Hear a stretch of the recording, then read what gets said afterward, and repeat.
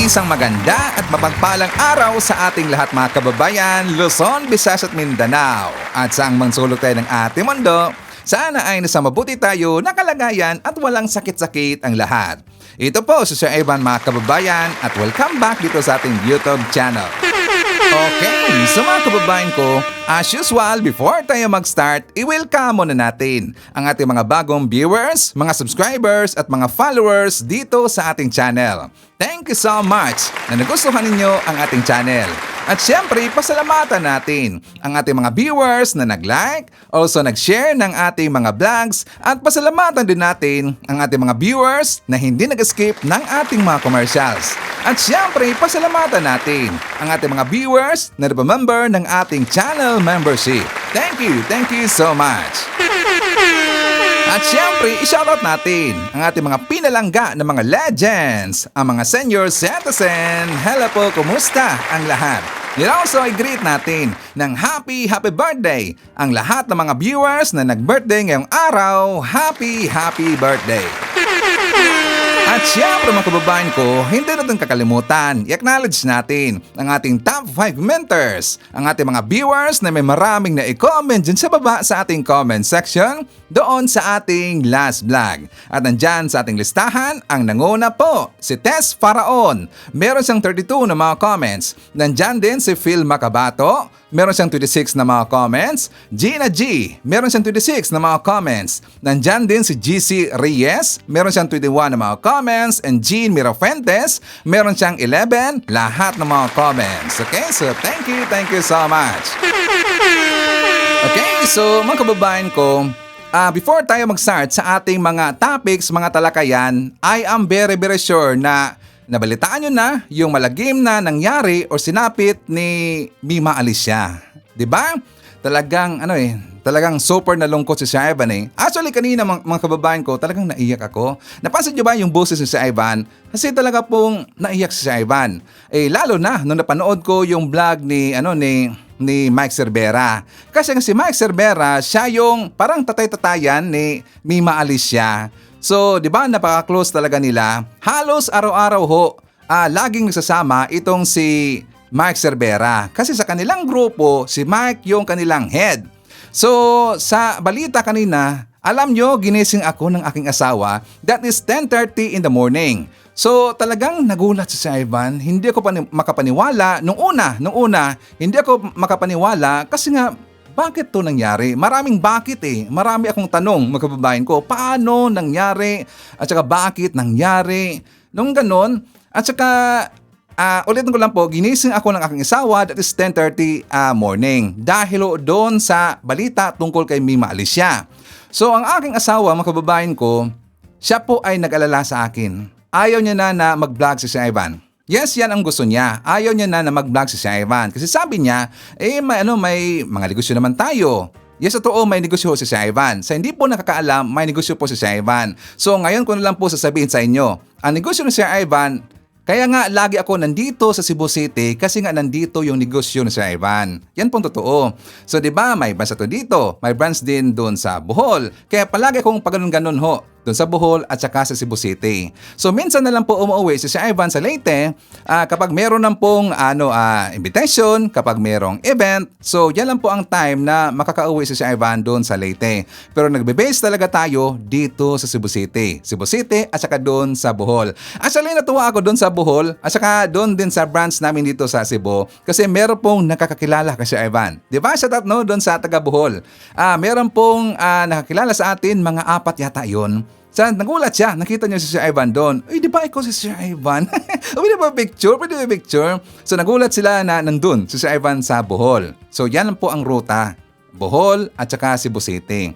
So, gusto niya na mag-stop na lang si Sir Ivan sa pag-vlog kasi nga natakot siya dahil sa nangyari kay Mima Alicia. Makasasabihin na naman dito ng mga DDS na kung bakit tayo nagkaroon ng negosyo dahil sa maleta. Alam natin yan, uunahan na natin yan. Hindi alam siguro ng mga DDS na hindi pa umuwi si Sir Ivan from Riyadh, Saudi Arabia kasi nga 10 years tayo doon. Before pa umuwi si Sir Ivan dito sa Cebu, may negosyo na ho tayo. Yes, siyempre sikreto lang yan. Alam na ho natin mga kababayan, kapag malaman yan ng mga DDS, alam na ho natin kanilang ibo-boycott nila yan, di ba? Or pupuntahan ka doon, di ba? Masasabing hindi maganda. Alam na natin yan ng mga DDS, kaya hindi ko ipinaalam. So gusto ng aking asawa na mag-stop na lang tayo at magnegosyo. At saka meron naman tayong mga lupain kasi nga yung lupain, yan po ay minanan ni Sir Ivan sa aking magulang. So sabi ko sa aking asawa, sabi ko, May, kapag mag-stop ako sa pag-vlog, sino na lang dito yung magtatanggol kay President BBM? Sino na lang dito yung magtatanggol sa mga matitino na mga government officials? Sino dito yung mag-a-amplify sa mga concern, sa mga gustong ipaabot ng ating mga kababayan doon sa ating gobyerno, doon sa mga ipinakalat na fake news ng mga DDS? Gusto nila na ating i-debunk, gusto natin na ituwid yon at saka ilabas natin dito yung totoong balita. Sino ang tutulong sa ating kababayan? Million ho na mga kababayan natin at mga followers natin. Diba? Tingnan nyo ang nangyari kay Mima Alicia. Tapos tayo, hihinto tayo. Ipagpatuloy ko ang ating nasimulan dito. Ipagpatuloy ko na ipapalaganap yung totoong nangyari. Ipagpatuloy ko dito na ipaabot sa mga milyon-milyon nating mga kababayan yung mga lakad ni President BBM, kung ano ang kanyang mga tinatrabaho at kung ano na yung mga nangyayari ngayon na magagandang nangyari or mga programa, proyekto ng current administration. So yan ang rason ko sa kanya. So sabi ko na huwag ka lang mag-alala, siyempre tayo rin po ay mag-iingat. Siyempre mag-iingat din po si Sir Ivan. Kasi nga, di ba nakita natin na kasama po ang pangalan din ni Sir Ivan na na alam natin, gusto lang patahimikin, gusto lang ipatigi, alam natin yung mga pag-uutak ng mga DDS, di ba? Nandyan din sa listahan si Sir Ivan. So nalungkot po at saka nag-alala ang aking asawa. And thank you so much nga pala sa ating mga kababayan mga viewers natin na nag-message kay Sir Ivan. Until now, ang dami pa rin nag-message kay Sir Ivan. Hindi ko na mabilang, siguro mga 100 plus, 200, ang dami talaga at hindi ko pa na-replyan lahat. Nag-alala sila kasi nakita nila ang aking pangalan doon sa listahan. Di ba post yan ni Peebles Talakera? So back to Mima Alicia. Actually, nag-meet kami ni Mima Alicia, that is April. First time kong na-meet si Mima Alicia. At nakakalungkot, yun na pala yung huli ko na makita si Mima Alicia. Ang saya pa namin, mga kababayan ko. Kaya alam natin, di ba, si Mima Alicia talagang bibo yan Talagang matuwain na babae, bata pa yan si Mima. Tapos alam nyo, nung nakita kami, natawa ako doon kasi nga, siyempre biniro ko siya. Una, nakita niya ako. Sabi niya, Sir Ivan, talagang malambing na bata si Mima Alicia. Tapos sabi ba niya, ang tangkan mo pala, Sir Ivan. Hindi, kulang yung height mo. Biniro ka ba yan Diba? Sabi ko kulang kanyang height. Sabi ko, ikaw ang ganda mo rin. Bakit? Nung una ba, sabi niya, bakit nung una, hindi ba ko maganda? Hindi, maganda kayo nung una, mas lalo kang gumanda ngayon. Biniro-biro ko ba yan Tapos ilang oras kami na nagbanding kasama ang mga BBM vlogger. Kaya nga nalungkot ako mga kababayan ko kasi yun na pala ang huling pagkakataon na makita ko si Mima Alicia. Sayang na sayang talaga di ba? Talagang palaban, talagang magaling bumanat, di ba? So sayang talaga. So nabalitaan natin na itong si Mima Alicia, sila pala ay tinira doon sa labas ng kanilang inuupahang bahay sa Caloocan. Di ba ang unang balita na kumalat, di ba balita na rin yan, di ba nila ni Mike Cervera, nila ni Nyolo, na pinasok daw sa bahay. Actually, meron na pong inilabas na balita. Galing ito sa News 5. Ito ang kanilang initial investigation, mga kababayan ko, na meron dang lumapit na riding in tandem doon sa labas ng inuupahang bahay ni Mima Alicia kasama ang kanyang ka-live-in partner. Siguro ito po ay sinundan, mga kababayan ko. Siguro sila ay sinundan. Kasi nga si Mima, di ba mahilig siya mag-update kung nasaan sila. Mahilig talaga mag-update Meron siyang isang page, personal yata yun na page niya. Mahilig talaga siya mag-update kung nasaan siya itong si Mima.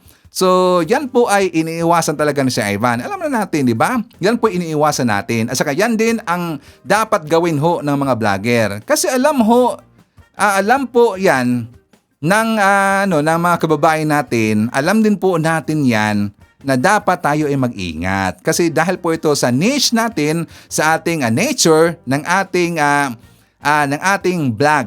Kasi nga nasa politika tayo. At saka hindi lahat ng mga kabila ma-appreciate or magugustuhan or makasakay sa mga style ng pagbabanat mo. So dapat tayo ho ay mag-iingat. Kaya nga hindi ako lagi nag-update kung nasaan si Sir Ivan. Pero kung mag-update man tayo, late na yan. 'Di ba? Mga ilang araw nang lumipas, or ilang oras na ang lumipas. Gusto ko hindi real time. Kasi kapag real time, alam na ho natin, 'di ba? So yan din ho ang sinabi mismo ni Milo Yap. Kilala ba natin si Milo Yap? Kasi nga doon ko rin unang nakita sa kanya na mukha daw sinundan itong si Mima Alicia. Baka nakita daw ng riding in tandem na merong galit dito kay Mima Alicia, nakita niya yung post ni Mima. Baka pinuntahan ka agad doon, tas inabangan na lang na nakita niya si Mima Alicia, so doon sinundan na hanggang nakaabot doon sa inuupahan nilang bahay sa Caloocan. Sa pakikiramay mula sa mga kapwa pro BBM page at vloggers, ilang oras matapos ang pamamaril, dumating ang dalawang lalaki at pilit pinabubuksan ang bahay ng mga biktima. Nagpakilala silang kamag-anak ng mga biktima at kukuraw ng gamit ni Nelboy at pera na gagamitin sa ospital ng biktima. Galing po kami ng presinto, nagpirma-pirma po siya doon, binigay po yung cellphone and susi sa kanya. Dahil po, yun nga po, pinaliwanag po yung sitwasyon. Galing sa kayo ng istasyon? Yeah, yes po. Okay. Nag-waiver po doon, tsaka mamaya babalik po siya para ibalik din po yung cellphone. Hindi muna pumayag ang may-ari ng bahay. Humingi po ako muna ng clearance sa police, sir, kasi baka under investigation pa po yung bahay. So, para po ma-preserve muna yung crime scene, sir. So nakakalungkot talaga eh. So una kong nakita mga kababayan ko na vlog din doon kay Mike Cervera. Doon sa vlog ni Mike Cervera, talagang naluha si Sir Ivan eh. Honestly, naluha talaga ako eh.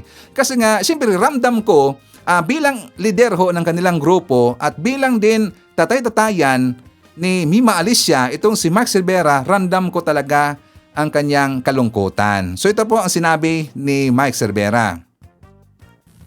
Yung ating kapatid na si Mima ay pinatay po kagabi. Marami pong nagtatanong kung bakit, ang daming tanong, anong nangyari, anong ganyan. Pero mga kababayan, kaya hindi ho tayo nakapag-live kanina dahil ho sa balitang ito. Napakarami hong mga tawag, maraming mga tanong, maraming mga kung ano-ano ho. So, ayun nga po, para ho sa kaalaman, maikling mensahe na lang po ito para po sa inyo, sa lahat ho ng mga nagtatanong, para hindi ho lahat ay isa-isang sinasagot. Ito na ho yung sagot natin.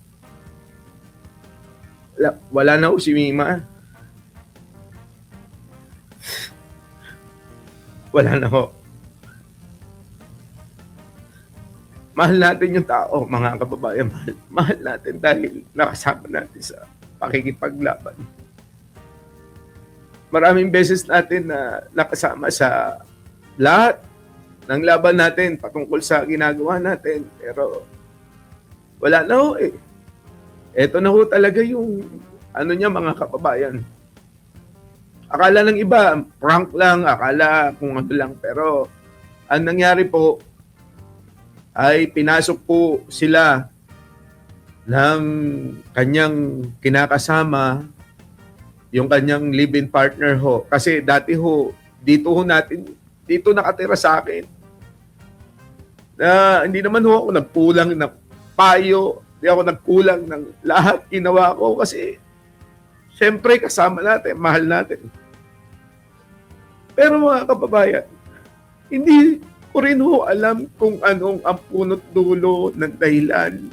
Dahil si Mima ay marami rin hong mga bagay na hindi rin niya sinasabi sa akin, mga kababayan. Kaya kagabi, ayon sa aming abogado, alam nyo naman, di ba? Si Mima, tayo'y nagrekomenda ng abogado niya para dun sa laban niya na mga demanda niya, di po ba? Pero ngayon, doon na tayo. Isang tabi muna natin yun. Basta wala na ho si Mima kasi matagal nang wala rito sa bahay. Sumama na ho't nakipag-live-in na po sa kanyang boyfriend na nakilala. Hindi ko rin ho alam kung saan. Siyempre, hindi ko rin ho naman po pwede. Sabi nung iba, bakit hindi mo pinigilan? Bakit hindi mo sinabihan? Hindi ho ako nagkulang dahil hindi ko naman ho kailangan saklawan yung mga personal niya sa buhay dahil hindi ko naman siya kaano-ano. Hanggang balita nga po, ayon sa pulis na nakausap ni Jen, dahil tinawagan niya yung boyfriend kung ano ba nangyayari, ang sumagot pulis, yung investigador. Ang sabi nga mga kababayan, ang kwento, di umano ayon sa investigador ay pinasok ang bahay na inuupahan ni Lamima diyan po sa may North Caloocan at doon nga po isinagawa ang krimen. Tinadtad po ng bala mga kababayan. Putang ina, tinadtad ng bala. Binalin sa ulo, ganon, mga kababayan.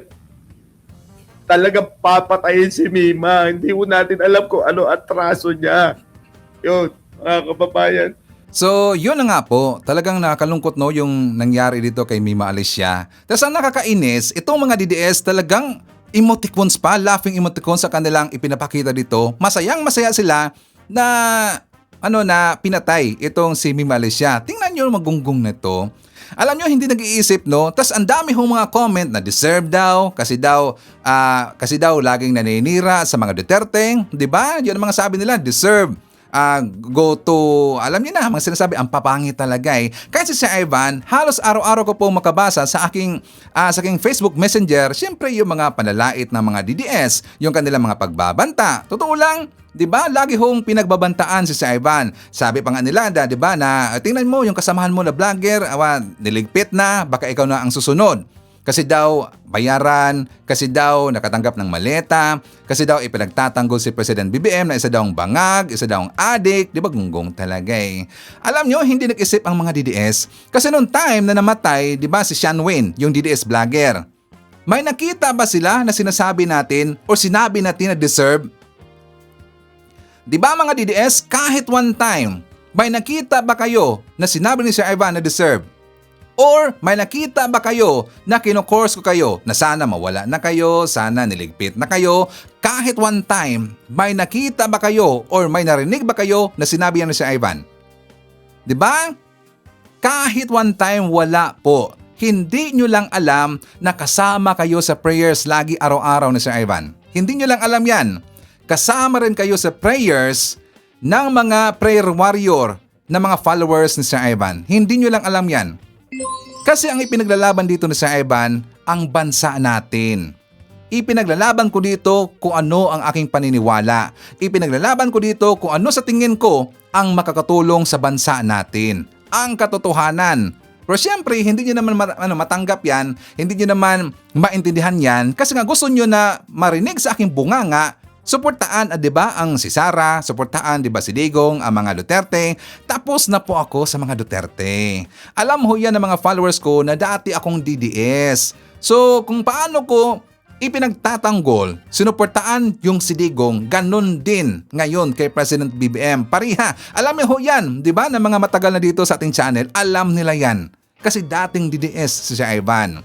Siyempre ngayon, ang dapat kong suportaan kung sino yung presidente at karapat dapat talagang suportaan. Pero hindi nyo yan siyempre matanggap kasi gusto nyo na Duterte, parang kulto na talaga eh, di ba? So kapag mayroon kayong marinig sa akin na mga ayaw nyong marinig, di ba, kino-course ninyo, pinagmumura ninyo, di ba, gusto nyo na mawala na si Sir Ivan, di ba, yan ang gusto ninyo. Ang dami ho mga nag-message kasi Ivan araw-araw. Nai-stress ho ang asawa ko kapag siya ang makakabasa nun. Pero ayaw kong ibabasa sa kanya kasi ayaw ko na may stress siya. So si Ivan, sanay na ho tayo. Kinakain lang ho yan si Ivan yung mga panlalait, pagmumura, mga pang-aapak sa ating, alam nyo na, mga katulad sa ginagawa nila kay President BBM. Sanay na sanay dyan si Ivan. Pero yung asawa ko, hindi siya sanay dyan. Lagi siyang, palagi ho siyang mag-alala, maapektuhan, diba? Talagang madamdamin. Alam mo natin ganyan ho ang asawa natin. So, dito ho sa mga ginagawa ng mga DDS, hindi talaga maganda. Dila, parang normal na sa kanila no yung karahasan. Kasi nga, siyempre, doon siguro nila minana sa kanilang poon nung unang administrasyon na nandun na ngayon sa dahig. Di ba? Tapos tingnan nyo ngayon, ang sabi dito ni Pips TV, kilala naman ho natin di ba si Pips TV? Sabi niya, pagpas lang daw kay Mima Alicia, PBBM vlogger, ginawang alay para ituro ang Duterte. O di ba, gonggong talaga eh. Ginawang alay daw si Mima Alicia para ituro ang mga Duterte. Alam nyo, ang gusto kasi ng mga DDS, kapag ganyan, siyempre gustong-gusto nila. Ito din na post kahapon din ni Pips TV na pangarap ni PBBM na walang magugutom daw. Kumakain pala ang adik o tingnan nyo, walang gutom, puro na patayan. Diba sinisiraan nila? Pero ang mga DDS kapag tayo ang babanat naman sa kanila o nire-rebat ang kanilang mga naratibo, ang kanilang mga fake news nagagalit. Diba? Fake news ka, sinisiraan mo lang si Sarah, sinisiraan mo lang si Digong. Pero kapag ganyan na balita, diba natutuwa sila? Diba palakpakan ba yan sila? Gusto kasi nila na ganyan. Pero kapag magagandang balita, mga ginagawa ni President BBM, ayaw nila yan. Gusto kasi nila na tabunan ang klasing mga balita na ganyan. Lalo na kapag nakakatulong sa bansa natin. At lalo na kapag malaman nila na marami palang mga programa, mga proyekto si President BBM ngayon na nakakatulong ho sa mga kababayan natin. Hindi lang ho kakarampot ng mga kababayan natin ang nabiyayaan dito, kundi milyon-milyon ho na mga Pilipino ang natulungan dito sa programa ni President BBM. Pero ayaw nila yung mga balita na ganyan kasi gusto nila na pangit ang imahe ng ating gobyerno at pangit ang imahe ng pamilya Marcos. Diba? Matatuwa sila kapag ganyan ho na balita. So ngayon, ipapakita ko rin sa inyo itong sinabi ni Milo Yap. Isang malungkot na balita ang nakarating sa akin. Actually, umaga pa lang, alas 7 pa lang nakarating na sa akin ng balita, yun tungkol nga sa nangyari kay Mima Alicia. Pero hindi ko ito pinaniwalaan kaagad kasi alam naman natin sa social media na ang balita mabilis ikalat lalo na kung ito ay fake news. Pero habang paumaga na ng paumaga, dumadami yung mga balitang nare-receive ko na totoo nga. Hanggang sa nakakuha tayo ng isang report, isang simpleng police report lang, siguro hindi pa ito na ilalabas sa balita. Pero bago yan, payo na rin sa kapwa ko vlogger. Kasi itong si Mima Alicia, bago nangyari ito, may mga nakapost na mga video niya 8 hours ago, na nasa nasa BGC siya. So, ang nangyari dito, inabangan siya. 3:30 ng madaling araw nang natambangan itong si Mima Alicia. Maraming kumakalat na pinasok sa bahay. Pero based sa police report, mamaya ipapakita ko sa inyo yung police report. Pero ayun na nga, siguro sa mga kapwa ko vlogger, wag maging updated ang inyong mga post. Ako, alam nyo kung may makikita man kayo na post ko na nasa mall ako, nasa pasyalan ako, hindi updated yon. Yun ay nangyari noong nakaraan araw, nakaraan linggo. Hindi ako nagpo-post ng real time kung nasaan ako. Dahil ang nangyayari nga niyan, pwede ka nilang abangan kung saan ka dadaan. Or kung alam nila kung saan ka nakatira, pupuntahan ka doon. Sa ngayon, wala pang malinaw kung sino ang tunay na salarin tungkol dito. May mga chismis kasi na DDS, may chismis na politician, at may chismis din tungkol dun sa ex niya. Alam niyo po si Mima, sayang. Hindi, naging kaibigan ko si Mima pero hindi kami exposed. Actually, yung video na nakita niyo na yan, matagal na yan. Ayaw lang namin ma-expose kami dahil nga kasi maraming chismoso at chismosa din na baka gawing issue yung namin, pagiging magkaibigan namin. Lakas nga kumain niya. Anyway, alam mo, nakakalungkot lang. Alam nyo kasi yung death threat na yan, napag-usapan na namin yan. Nabanggit niya sa akin na marami nga siyang death threat. Kaso nga lang, since na ako kasi, marami rin kasi ako nare-receive niyan, sinabihan ko siya na huwag mo masyadong seryosohin yan. Pero dapat pala, sineseryoso natin yun. Sa totoo lang ako, mga kapatid, ang dami ko nang nare-receive. At hindi lang basta nare-receive. May pumupunta pa sa bahay ko. Dati, ang bahay ko, nakatira lang po ako sa apartment. Nakatira ako sa apartment doon na may mga naghahanap sa akin doon. May mga nakakotse. Sa amin naman kasi sa mga kapitbahay ko, hindi nila ituturo kung nasaan ako eh. Walang nagsasabi doon, kahit kanino kayo magtanong doon, hindi nila sasabihin kung nasaan ako. Pero doon sa area ko, may umiikot doon. Doon sa kanto namin, kasi may tindahan doon, may nagpupuntang nakamotor doon. 2 tao nakamotor, tinatanong ako. Tapos, malalaman naman yan eh, kasi ang tanong sa akin, Meloyap eh. Hindi naman ako kilalang Meloyap eh. Kung ako kaibigan mo ako, hindi Meloyap ang tawag mo sa akin. So, yung mga tumatawag sa akin na Meloyap, yan yung mga na-meet ko sa online, yan yung mga nakakilala sa akin sa pagbablog. May mga nagpupunta ron, nakamotor, nakakotse, hindi nila ako tinuturo.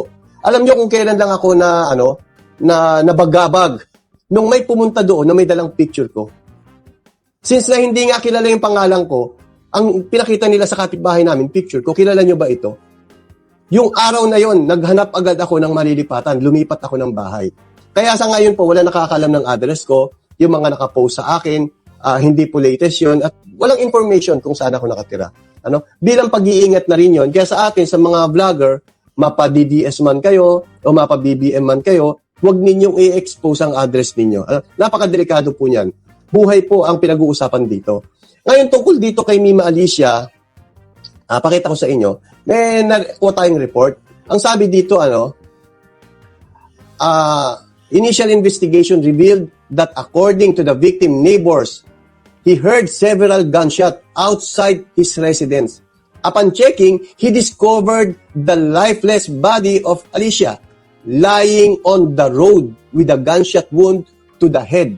While yung boyfriend niya, kasama po niya yung boyfriend niya, was found conscious despite sustaining gunshot wounds. Immediately brought to Camarin Doctors Hospital. Anyway, makikita ninyo dito na inabangan siya. Inabangan po si Mima. Siguro nakikita sa social media niya na nasa labas siya, 3:30 na madaling araw. Paano malalaman na 3:30 na dadaan doon si Alicia o uuwi si Alicia? Ibig sabihin, nakamonitor po ang salarin. Nakamonitor. Minomonitor nila kung pauwi na si Alicia. At dahil nga, may mga nakita, hindi ko na ipapakita sa inyo. Kasi may mga nag-post ng video ni nila Mima kasama yung kanyang mga barkada. Ayoko na madama yung barkada niya. Pinost nila na nasa BGC sila. So alam nung bumaril na itong si Mima Alicia ay wala sa bahay. At inabangan na umuwi at doon na nga isinagawa ang masamang balak. No? So mga kapatid, ingat po tayo. Sa mga kapwa ko vlogger, DDS, BBM, ingat kayo. Huwag niyong gawing ang Facebook ninyo, real time. Huwag niyong gawin real time. Mag-ingat kayo, ingatan niyo ang inyong mga sarili, ingatan natin ang ating buhay. Kaya yan po ang iniiwasan ko. Hindi ako nagpo-post sa ating page ng yung real time. Kung nasaan tayo, kung saang lugar tayo, yan pong iniiwasan ni Sir Ivan. So, nakita niyo ba yung post ni Chris Olo? Di ba galit na galit talaga si Chris Olo? Tsaka sabi niya, kapag hindi daw ito aaksyonan ng Marcos administration, mag-withdraw siya ng suporta kay President BBM. Di ba yan ang sabi po ni Chris Olo? Pero meron na pong nag-message sa kanya. Meron na pong nag-message sa kanya galing po sa admin na ito po ay naka-on top priority ang investigation, ang PNP, ang NBI, kumilos na po dito. Kaya nga 'di ba hindi pa nagsalita ng full report ang PNP, hindi rin nagsalita yung taga Malacanang kasi hinihintay pa po ng taga Malacanang yung full report galing sa PNP or sa NBI. 'Di ba? So, doon sa sinabi ni Chris Olo, talagang honestly, napapaisip si Sir Ivan. So, dapat talaga ito ay aksyonan ng admin. Kasi nga, kitang-kita ho natin, alam natin kung paano ipinagtatanggol ni Mima Alicia si President BBM. Ang administration, alam natin yan. Talagang napaka-loyal ho ni Mima Alicia. Talagang yan po ay makipagbagbakan. Diba? Kitang-kita na natin yan kapag pumunta yan doon sa mga rally. Alam natin, diba? She always makes a scene. Alam natin yan, diba? Talagang inaasar niya yung mga DDS. So, siguro, hindi natin alam, baka isa din yun sa mga kinagagalit ng mga DDS. Kasi nga sila ay nasasaktan sa mga banat ni Mima Alicia, nauubusan sila ng bala, hindi sila makakasagot. Siguro yun ang dahilan. At tas, isa rin dito sa tinitingnan ho na anggulo ng ating kapulisan, kasi nga diba nagsalita na po yung Northern Police District. Tinitingnan rin nila dito kasi daw sa pagkakaalam nila, mayroong negosyo itong si Mima Alicia na buy and sell. Baka daw, isa ito sa dahilan kung bakit yun ang nangyari sa kanya. At tinitingnan din dito yung sa politika. So yan dalawa ho, makakaasa tayo mga kababayan ko na ito ay on top priority ho ng PNP at saka ng NBI. Hindi yan pababayaan ho ni President BBM. Kilalang kilala ho ni President BBM si Mima Alicia. Kilalang kilala ho yan. So hindi yan pababayaan ho at saka hindi ho yan tatantanan ng PNP at ng NBI hanggat hindi mapanagot kung sino yung gumawa niyan kay Mima Alicia. So ako po ay taos-pusong nakikiramay at nakikiisa ng panalangin sa pamilya ni Mima Alicia. At saka atin din ang ipag-pray na sana makamit kaagad yung hustisya at mapanagot kung sino yung mga gumawa doon kay Mima Alicia. Diba talagang nakakalungkot eh. So mga kababayan ko, ipakita ko rin sa inyo itong hinanaing ng ating kaibigan, kababayan ho na vlogger din. Oh, masaya na kayo mga DDS. Oh, mahal na presidente, ito'y kukul out ko na to. Kulang pa ba ang mga namamatay dyan sa Pilipinas na mga vlogger na nakikipaglaban at ipinagtatanggol ka? Ha? Sobrang sakit, no? Sobrang sakit makita na yung mga vlogger na ipinagtatanggol ka ay iniisa-isa nila. Na lahat ng mga supporter mo na ipinaglalaban ka, iniisa-isa nila. Nananawagan ako sa mahal na presidente ng Pilipinas. May tiwala ako kay President BBM na hindi niya ito palalampasin. Talagang magkakaroon dito ng thorough investigation mga kababayan sa sinapit ni Mima Alicia. Asahan natin yan.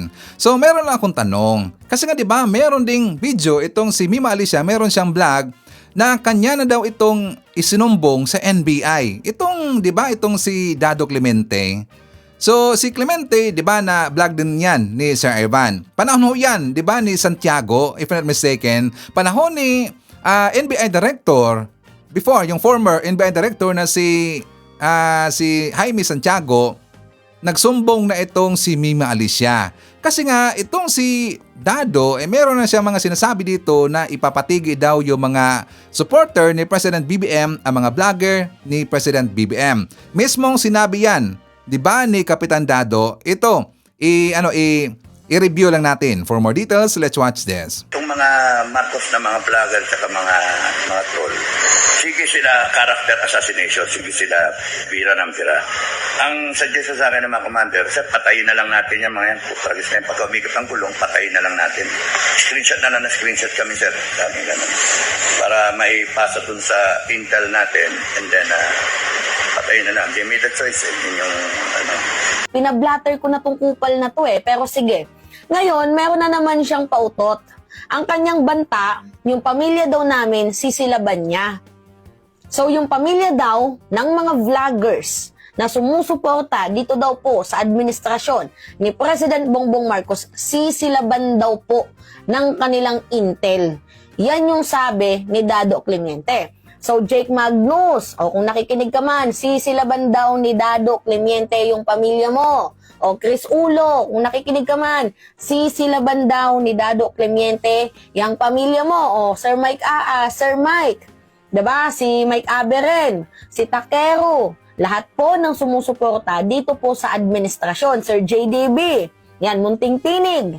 Sisilaban daw po ni Dado Clemente yung pamilya ninyo at pamilya ko. Dahil nga daw po sa pagsuporta natin dito kay President Bongbong Marcos. Alam nyo, meron pong update dito kay Dado. Kasi 'di ba alam nyo naman na pinablatter ko siya dahil talagang malinaw naman na threat yung ginawa ni Dado Clemente sa aming mga vloggers. Actually, just to be clear hindi po natatakot si Mima Alicia sa sinabi ni Dado kasi ano naman yung credibility ng taong yan, 'di ba? Alam naman natin na siya lang po ay isang attack dog, 'di ba, ni former President Duterte. Although sabihin na lang natin na naging miyembro siya ng Armed Forces of the Philippines, pero hindi naman po yan retired. Talagang umalis yan sa serbisyo dahil nga merong kaso ng bababae nahuli with minor na report ng kanyang asawa. So ngayon, mga minamahal, 'di ba alam ninyo, nung nakaraang araw pinablatter ko itong si Dado Clemente at binigyan naman ako ng advice ng aking abogado pero hindi ko siya pinablatter dahil sa natatakot ako. Pinablatter ko siya dahil yung mga subscriber ko natatakot, 'di ba? So meron silang care. Nagki-care yung mga subscriber ko sa akin kung kaya dami nag-message sa akin. So syempre, alangan naman hindi ko dinggin yung boses ng aking mga followers, ng aking mga subscriber. Mini-message nila ako, Mima, kailangan magpa-blatter ka. Kailangan bigyan mo to ng action. Kailangan gawan mo to ng hakbang. Kasi pag hindi nyo binigyan ng action yan, kahit isa lang sana sa inyo kumilos, kasi pag hindi binigyan ng action yan, itong si Dado, paulit-ulit daw po yang magbabanta. So ngayon, pinablatter ko. Ang dami nag-content sa akin. O sige, matakot. Kasi pinablatter si Kap Dado. Ganyan. Meron bang takot mga minamahal na ako, lantaran kong sinabi sa inyo, okay lang sana kung nagpa-blatter ako tapos pinrivate ko eh. Hindi naman eh, nilantad ko sa inyo na pinablatter ko on public. Ibig sabihin nun, hindi ako takot kahit makarating man yan kay Dado Clemente. Isa lang ang ibig sabihin yan, pinapagana natin yung rule of law and due process. Now, after kong ipablatter itong si Dado Clemente, nagsalita siya. Ang sabi niya, sisilaban niya daw po ang pamilya namin at ng mga vloggers na sumusuporta dito po sa administrasyon ni President Bongbong Marcos. Kaya Sir Mike, Sir Vera, galaw-galaw.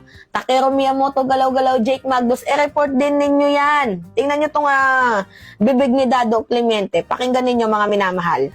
Mga vlogger, mga troll, lahat kayo. Kung kinakailangan kayo silaban, sisilaban namin kayo. Kung kinakailangan madama yung pamilya nyo, idadamay namin yung pamilya nyo. Magpakita kayo ngayon. Lumabas kayo. Lahat kayo para ma-screenshot namin kayo. Para matanda namin mga pangalan nyo. So ngayon ang tanong, bakit kailangan kami ang lumabas pa? Eh nakikita naman kami on SOCMED, nakapublic yung mga name namin. At bakit kailangan mo kaming ipahanap? Bakit kailangan mong idama yung pamilya namin? 'Di ba? Nagtataka lang ako. Kasi ito yung pangit sa kanila eh. Ang hilig nila sa ad hominem. 'Di ba tayo kaya nating makipag-argumento, makipagdebate without using ad hominem. Pero sila tingnan nyo, pok-pok, mamamatay tao. 'Di ba? Ganon nila tayo sabihan eh. Pero tayo gumanti ba ng ad hom? Hindi. Dinadaan natin sila sa rule of law and due process. Itong ginawa kong pag-report, proseso po ito ng batas. Kasi merong threat at yun dapat yung ginagawa. Diba kaya dapat, tingnan nyo ako simpleng mamamayang Pilipino lang ako pero alam ko yung batas. Kapag merong threat sa akin, usually i-report. Diba, i-report sa police. I-report sa batas. Hindi katulad ni Sara Duterte, may threat sa buhay niya. Ang gagawin niya, ipapapatay kita. President Bongbong Marcos, House Speaker Martin Romualdez, Liza Araneta Marcos, ang putang ina ninyo. Hindi ganon yung tamang gawain. Buti pa nga ako eh. Alang, hindi ako nakapagtapos, hindi din ako abogado. Pero alam ko yung batas. Kahit papaano na kapag merong threat sa buhay mo, usually yung pupuntahan mo dyan, yung mga alagad ng batas, i-report mo kasi yun naman talaga yung dapat na gawin. Kasi alam naman natin mali yung ginawa ni Sara Duterte, alangan naman sundan pa natin. Okay, sabi na lang natin, tinret kami ni Dado. Hindi naman pwedeng i-response namin, i-threat din namin siya. Diba na, papatay namin yung pamilya mo, hindi naman tayo ganun, diba? Ang ginagawa natin, kapag may threat, report. Diba? Simple as that. Hindi natin kailangang gumawa ng mga movement na hindi tama, na nakakasakit or nakakadamay ng ibang tao na hindi naman involved sa issue. Ano kinalaman ng pamilya namin sa issue na to? Diba wala naman? Ba't nyo kailangang idamay? O may mga friends kami, families, relatives, bakit nyo kailangang idamay? Alam mo, Dado, nag-aral ka naman, diba? Alam mo yung batas eh. Tapos ang lakas ng loob mo na magsabi, na mag-threat sa amin ng ganyan na idadamay namin yung pamilya mo. Ngayon, yung video mo nasa NBI na. Tandaan mo, Dado, yung video mo nasa NBI na. Hindi papalagpasin yan ng gobyerno. Kung meron man mag-report or pumunta sa inyo para mag-serve ng warrant of arrest. Hindi ko alam kung anong process yung mangyayari sa'yo kasi nandyan na, nai-report na sa National Bureau of Investigation yung mga threat na ginagawa mo. Hindi lang sa amin ng mga vloggers threat na ginawa mo mismo sa ating mahal na presidente. Hindi na namin kasalanan yun kung makukulong ka. Ang tanong natin dito, nung i-forward yan ni Mima Alicia ang video ni Dado Clemente doon sa NBI, inaksyonan ba ng taga-NBI? Inaksyonan ba nung dumaan nung former NBI director? Diba? Nakakalungkot talaga eh. So sana noon pa naupo itong si Attorney Milvin Matibag kasi kilalang-kilala ho natin si Milvin Matibag, talagang umaaksyon kaagad. Isipin nyo, kapag meron ho magsusumbong sa kanya, meron magre-report sa kanya, inaaksyonan kaagad ni Attorney Milvin Matibag. Diba? Sana noon pa naging NBI director itong si Attorney Milvin Matibag. Sana aksyonan ho ng taga-NBI itong si Dado Clemente. Kitang-kita na ho meron ng ebidensya, meron ng pagbabanta dito. At dapat hindi natin i-underestimate itong si Dado Clemente kasi alam natin kung ano siya dati. 'Di ba? May mga intel yan, may mga kakilala yan, may mga galamay itong si Dado Clemente. So dapat ito ay aksyonan kaagad ng taga-NBI. So before tayo magpapatuloy sa ating talakayan, mga kababayan ko, mukha yatang nakalimutan na si Ivan eh. Kasi masyado tayong madamdamin ngayong araw. Nakalungkot naman talaga eh, di ba? So ating i-announce ho ang ating nanalo sa ating pa-contest na most like comment.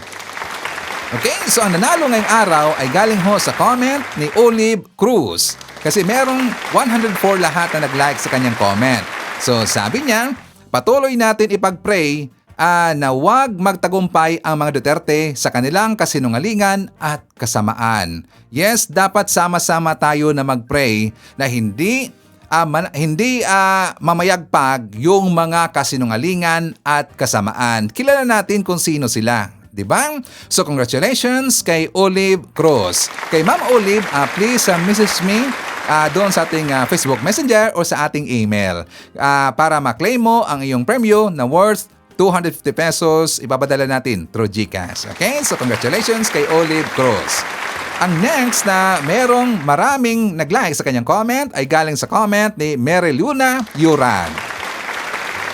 Meron pong 74 na nag-like sa kanyang comment. Kasi sa amin ni Ma'am Mary Luna Yurag, sa lahat ng mga supporters ng ating Pangulong PBBM, good day to all.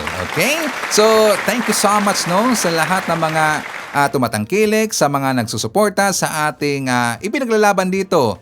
Adhikain ni Sir Ivan na ibalita dito yung mga totoong balita at suportaan si President BBM at ang pamilya Marcos. Okay? So, thank you so much sa inyong lahat. Okay? So, mga kababayan ko, before mag-proceed sa ating topic, syempre atin muna hong i-announce, i-acknowledge ang ating mga suki or mga early birds. So nandyan kasama natin si Marcus Hernandez from North Carolina, USA.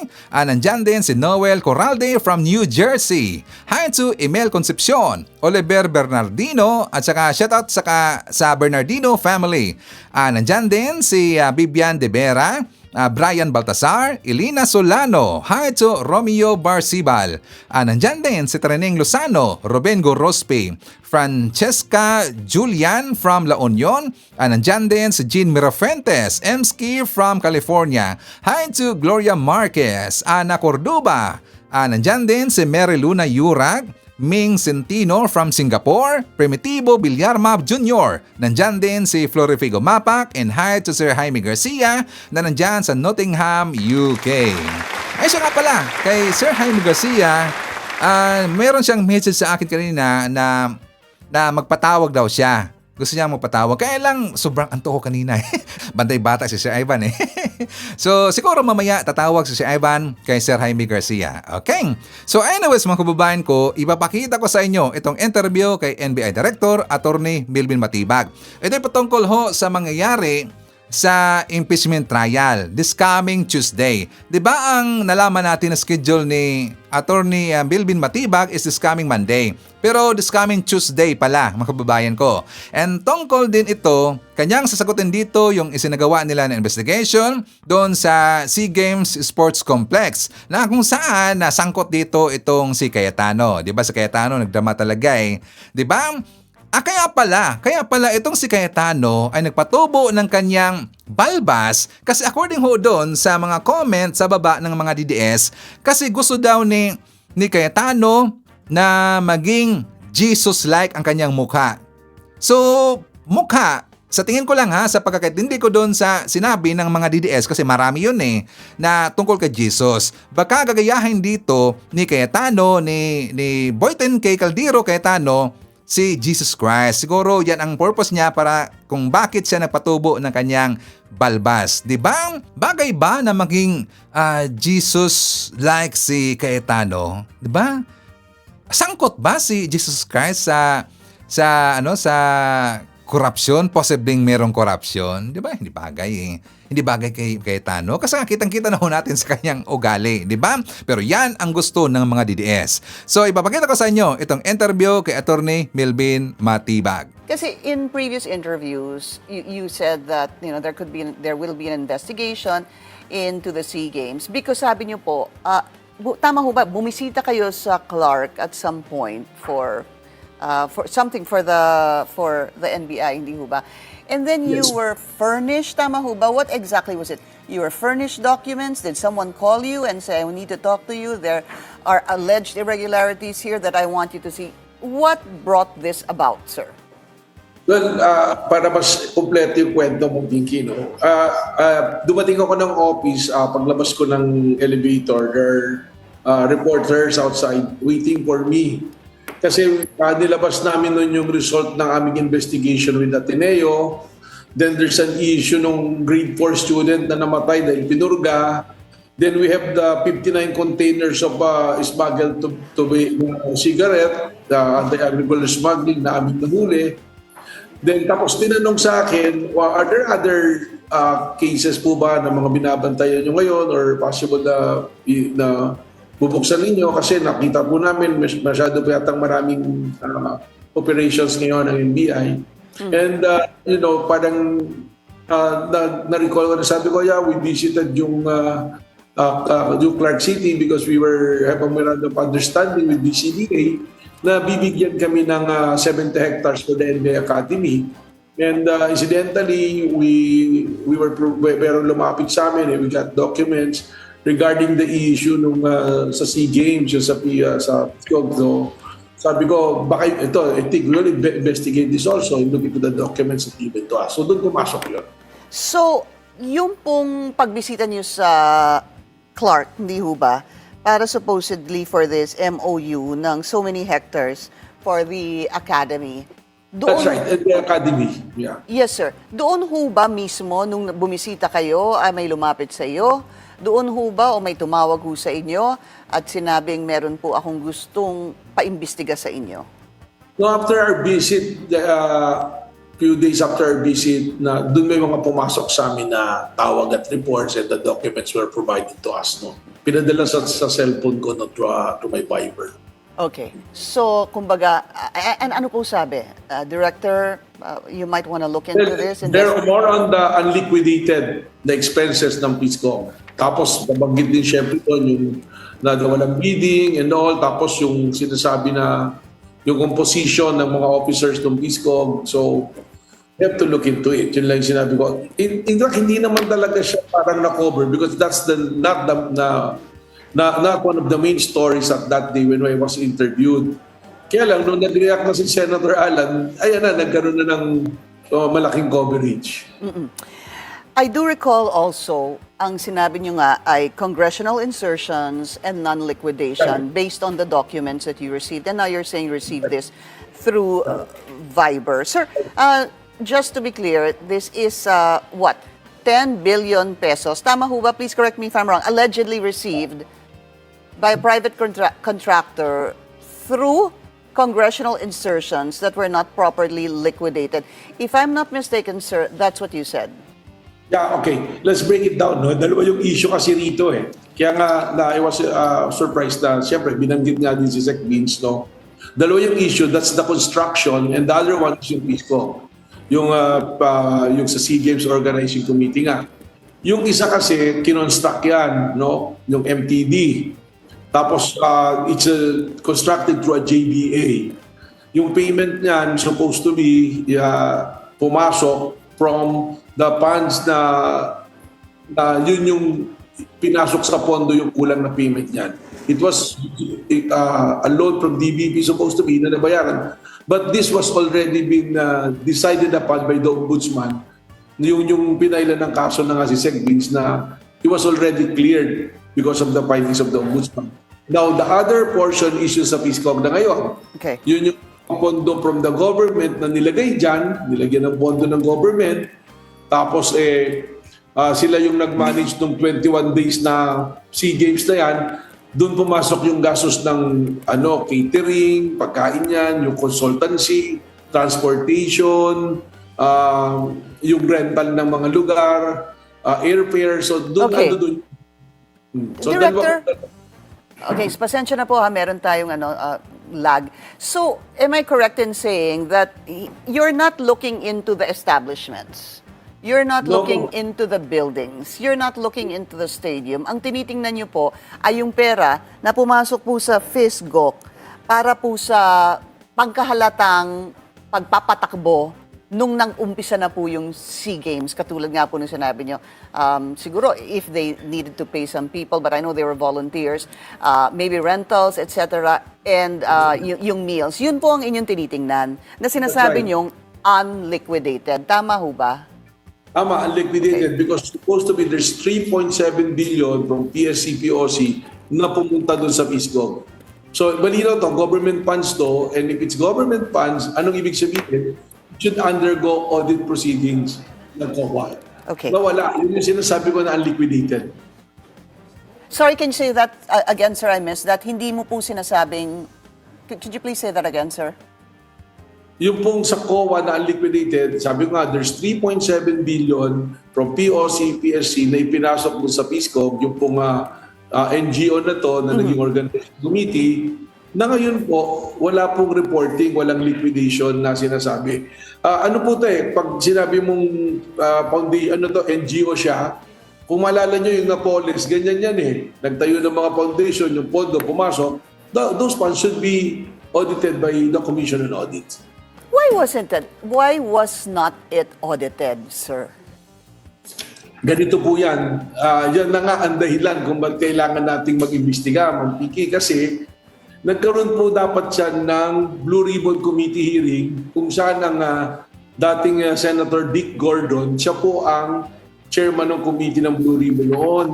So meron na po silang ginagawa report. It's through the privileged speech of Senator Risa Ontiveros, and also there was also mentioned that si Senator Ping Lacson noon questioning that, pero for some reason hindi na po natuloy yung hearing na yan, nahinto na po, and there was no committee report na submitted po. So ngayon po, yun po yung sinasabi, there are story from some of the athletes na nangyari yan, even the coaches, and yung pong mga head po ng iba't ibang sports organization na nagsasabi po yan. So, yung nangyari po dyan, ang argument kasi ng PISCOG dyan ay there are private, tapos yung direct beneficiary. So sabi nila, hindi na dapat dumaan sa COA. But the thing is, basic po yan, if it's a government funds, kahit saan ba po pumunta yan, there should be a liquidation process na kailangan nidaan at pumasok po sa Commission on Audits. And you're certain, Director, na wala pong audit dito at walang nangyaring liquidation dito po sa 3.7 billion pesos? Wala po. Actually, kung titingnan po nga po natin yan, meron pa nga po mga private donors na nagpasok dyan. And there is an allegation, it's an allegation that's yet to be verified, that the Office of the President meron pong ipinasok na 15 billion pa dyan din sa PISCOG po. On top of the 3.7, sir? That's correct. Opo, parang it came from a confidential or intelligence fund po. Did you say 15, sir? 15B? It's not yet clear if it's 10 or 15. Kaya nga po kailangan ngayon ng ng investigation kasi it's an open source intel po to eh. And did you say million or billion, sir? Billion po. Billion po. B. All right. So yan, subject for confirmation, sir. Do you That's have right. No? do you have leads already? Because obviously, for you to say this, somebody must have told you. Would you have a credible lead na patotohanan po ito? Yes, meron po tayong mga credible leads. At in fact, marami na pong cases na naging subject ito. Nakakasuhan na po ng libel dito eh. May kinasuhan na po dito mga personalities na kilala na kinasuhan nila ng libel. Such as? Well, tingnan nyo na po sa social media, mahanap niyo po yan. Okay. So, ang malinaw po ngayon ay so far itong 3.7 billion na binigay ng POC at PSC sa FISGov, which is an NGO, tama po, no, in summary, for the program, the carrying of the SEA Games, basically on a daily basis, para kanilang maintenance expense, para pong ganon. All right. Correct po. That's correct. So, but during a very recent interview, you were saying that you will subpoena 3 individuals, FISGOC Chair Ramon Tatsuzara, FISGOC Chief Financial Officer Dexter Estacio, and FISGOC Corporate Secretary John Lester Buenconsejo. Would this be correct, sir? Can you confirm this? That's correct. Sila po kasi, bukod sa director sila po isa po is the chairperson, at the same time siya rin yung president. Yung isa naman po CFO, yung isa naman corporate secretaries. Ang latest na po yan, 2019, sila po yung nandiyan dyan na when we validated the general information ng 2026, sila pa rin po yung nandiyan. But if you subpoena them, sir, we all know that the chairman of the organizing committee is Senator Alan Peter Cayetano. Why is he left out in the list of people you plan to subpoena? That is actually the question because he is introducing himself and being recognized as the chairperson. Under the corporation code, ang chairperson is being elected by the members of the board. So, dito po sa nakalista sa general information, ang chairperson is not him, si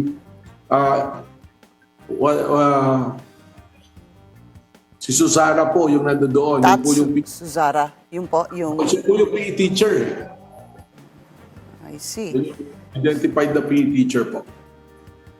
So, how do you validate claims or confirm the fact that, and how do you move forward with Senator Alan Peter Cayetano, then Congressman or House Speaker Cayetano, introduced as the chair of the organizing committee, sir?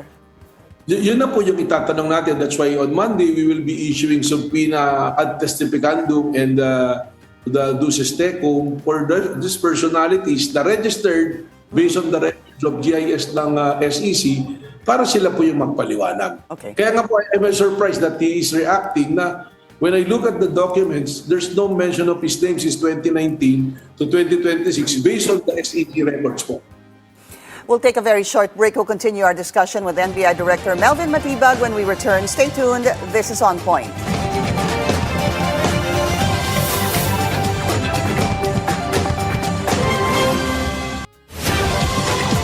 Welcome back. Still with us, NBI Director Melvin Matibag. Sir, kayo ho ba hindi kayo nagulat na hindi nyo nakita yung pangalan ni Senator Alan Peter Cayetano as chair doon sa GIS? Or would there be any... Go ahead, sir, please. I was surprised na wala yung pangalan niya because you cannot be a chairman under the corporation code if you are not the member of the board or the trustees too. So, pag tinignan po natin yung GIS niyan, and if it's not accurate, there's a possibility of violation already, that is perjury. Kung naman po he is actually the one acting as chairman tapos merong mga nalagay dyan na hindi sila talaga yun, that is anti-dami naman po. So, there's a lot of questions. Okay. And hindi po natin pwedeng sabihin na pag pinatawag, ikaw na kagad yung may kasalanan o may pinabibintangan. We are calling para po nga fact-finding yan, para we have to ask questions kung bakit po nangyari yung mga ganon. Ano po. Yung nakita po natin ngayon, at ang inyong explanation, sir, na wala po si Senator Alan doon sa GIS. Sabi mo nga, one could be perjury or the other one could be violation of the anti-dummy law, hindi ho ba? So are you saying that if at face value, this is what it is, because yung po yung GIS, General Information Sheet, would he be guilty of any of these? Perjury or the anti-dummy law? That's too early to say. You have to ask the persons po na nandun sa GIS. Sa ngayon, sila po yung lead natin, yung mga tao na yan, na actually, ang original na gusto nating tanongin is, how come na walang liquidation? Considering the amount of money that was put doon sa organizing committee na yan. Okay. Pero bakit walang liquidation? But when we look at the documents that the GIS submitted by the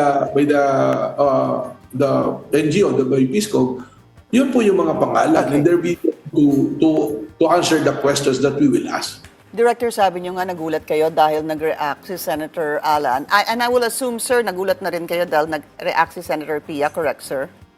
Mas lalo po yun dahil she's not even part of it publicly. Although, when I look at the history po doon sa Senate, na doon sa Blue Ribbon na, mukhang yun yung reason kung bakit nahinto yung Blue Ribbon kasi I've seen her privilege speech dahil po sa social media. So, just looking at the series of events, no, Director, dahil nga dapat the prosecution team was asking if you could have attended last week dahil nga meron kayong pupuntahan sa Bangkok, Thailand na FBI-sponsored a meeting, ano po. That's why they were asking if you had asked the prosecutors if pwedeng mas maaga sana yung inyong paglabas sa impeachment court. Doon po, they brought it up and then doon po nagkaroon ng sinasabi nga, bakit kami ang kailangan mag-adjust sa kanya, etc. Thereafter, lumabas si Director Matibag, sinabi nga, we're looking at investigating the FISGov for possible alleged violations dito sa SEA Games. Pag pinagtagpi-tagpi ho kasi yon, parang nagkakaroon ho ng kulay, one way or another, hindi ho ba? So, I guess my question is, bakit pa ho kayo nagulat? Dahil alam naman po natin, kahit i-research natin, na ang chair ng SEA Games Organizing Committee was Senator Alan Peter Cayetano, sir. Nagulat ako na wala pala siya dun sa mga official documents, pero nagre-react siya ng ganon. At pangalawa po na sinasabi ko na nagulat ako, I did not mention the name, sinabi ko lang PISCO. Sila na po yung nagbigay ng kulay . Katunayan, kung hindi naman po sila nag-privilege speech during the impeachment trial, hindi naman po ito mapansin. Tingnan nyo nga po yung pinalabas nila ron na clip ng video. Hindi nga siya media na nag-cover . Hindi nga po yun ang lumabas ng mga balita on that day. Lumabas nga po yung tungkol sa deworming, yung tungkol po sa sinabi namin tungkol sa Ateneo, So, doon po nagtataka. But let me say this, kasi ang dami na nga pong sinabi sa social media na ang eksaktong words din po niya, if you will recall, Ma'am Pia, is it leaves bad taste. Parang it's bad taste na a director of a bureau na didiktahan tayo. If you will a letter, Ma'am Pia, that is not dictating and it's not imposed upon the impeachment court. I made a request to the prosecution. Baka naman po pwede na instead na nasa third week ako, pwede itong day na ito magawa. So that I can also attend another event. Dalawang event po yan .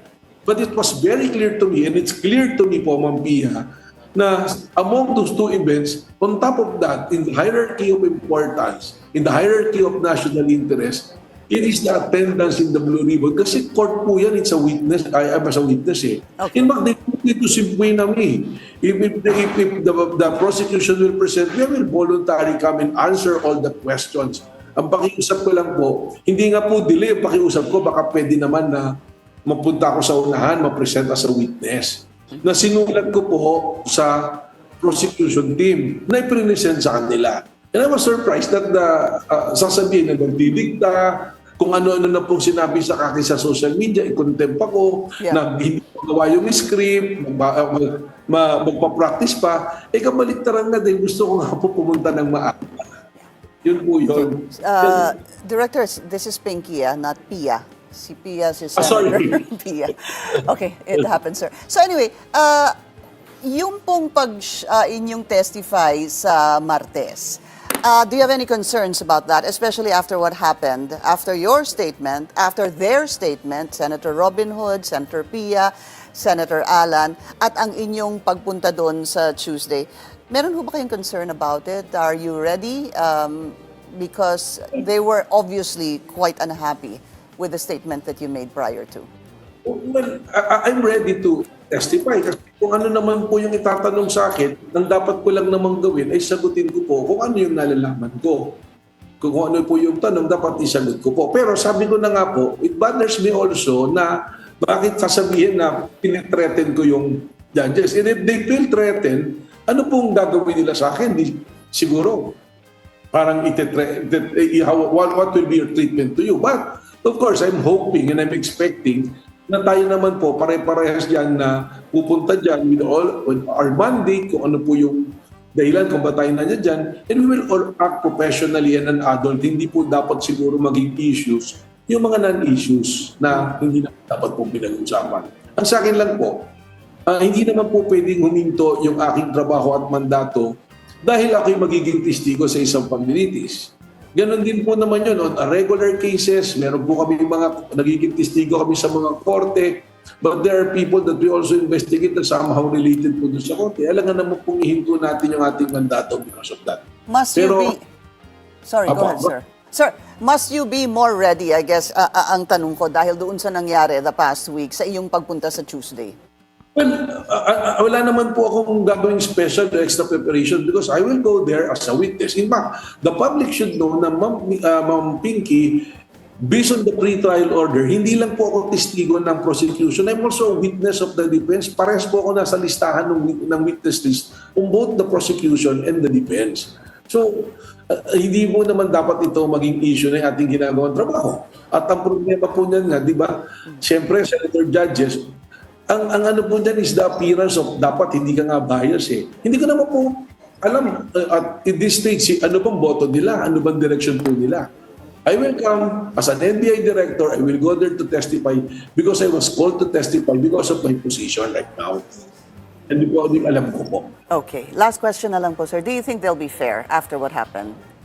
Well, I'm praying na maging parehas at fair po tayo. But whatever it is, I will be ready to be there. Meron naman po tayong presiding officers na nandiyan dyan. There are other Senate judges that will be there. Ang sa akin lang po, nanonood po yung taong bayan. And bukod po sa may mga kanyang judgment, the people will be waiting it and will see kung ano ba talaga yung nangyayari at bakit may mga ganito dapat na usapin. So we'll see you, sir, on Tuesday. Dahil po sa Monday, pag-uusapan po nila kung papayagan yung sabina na hinihiling ng House Prosecution for the bank records and tax records of the Vice President and her husband, Attorney Mans. Okay, so nandyan din kasama natin si Apolonio Nocido, Shirley Risman from Ohio, USA. I-shoutout natin si Elizabeth Bacolcol, Phil Macabato, Claudio Capolinas. Nandyan din si Tony De Los Reyes from New Jersey, Trixie Ann, Marian Ramos, Cecilia Gabina from Hong Kong. Hi to Teresa Janner, Ana Cordoba, Gina G, Nelia V. Morante. Nandyan din si Madraso Mar 17, Sonia Darnaila, Narcisa Tablaren from Montalban. Hi to Elma Bagila, Tatski Larubis, Gemma Camarines, and hi to Lovela Tangaruran. Okay, so mga kababayan ko, ipapakita ko rin sa inyo itong programa na ito. For more details, let's watch this. Kumakalat ka eh. Nagkakalat ka kung saan ka na nakikita ngayon eh, di ba? Uso lang nga walang kwenta usapan eh. Yun, Kaya, nako. Madalas tayo imbitahan, no? Ay, ganun ba? Walang kwenta yung usapan natin. Eh, paano naman yung usapan sa loob ng Senado? Ay, mas lalong walang kwenta yon. Oo, ano nangyari doon ng walang kwentang mga usapan na nangyari? Yung dalawang siblings, talagang grabe, no? Alam ko, sablay sila. Lalo na yung ginawa nila sa Senado 2 months ago. Halos winasak nila na Humpty Dumpty yung Senado. Totoo yun. Na halos wala ng redemption. Buti na lang, last minute, medyo nasagip ng konti. Diba? Nung bagong majority. Pero ngayon, inuulit na naman nila. Kahit sila yung minority, sinisira nila yung institusyon ng Senado. Imaginein mo, walang ka-self-awareness man lang yung dalawa. No? Kahit konti. Pero mo, credentialism, opening pa lang Credentialism, first day. No? Ikaw, saan ka ba graduate? Sa Canada. Sorry na lang, di ba? Oo. Ako kasi drop out eh. Ayun eh. Pero labo nun, yung credentialism na ginagawa na parang ilan na lang kaming mga abogado dito. Oo, di ba? Ilan kaming marunong Sa kami graduate, di Oo, ba? sa kami nag-graduate. UP, Arneo, di ba? Arneo. Yung tatay namin, sa Michigan, somewhere. No? Ganun ba? Parang non sequitur. Ano kinalaman nun? Oo nga. Dun sa impeachment. Totoo. Pero ang magsasabi lang nun, hindi lang yung sobrang narcissist. Yung sobrang walang sense of self-awareness. Yeah. Na hindi mo alam na nakatingin sa iyo yung buong bansa. Yep. No? At hindi lang na hindi nakaka-relate, naiinsulto sa mga pinagsasabi mo. Diba?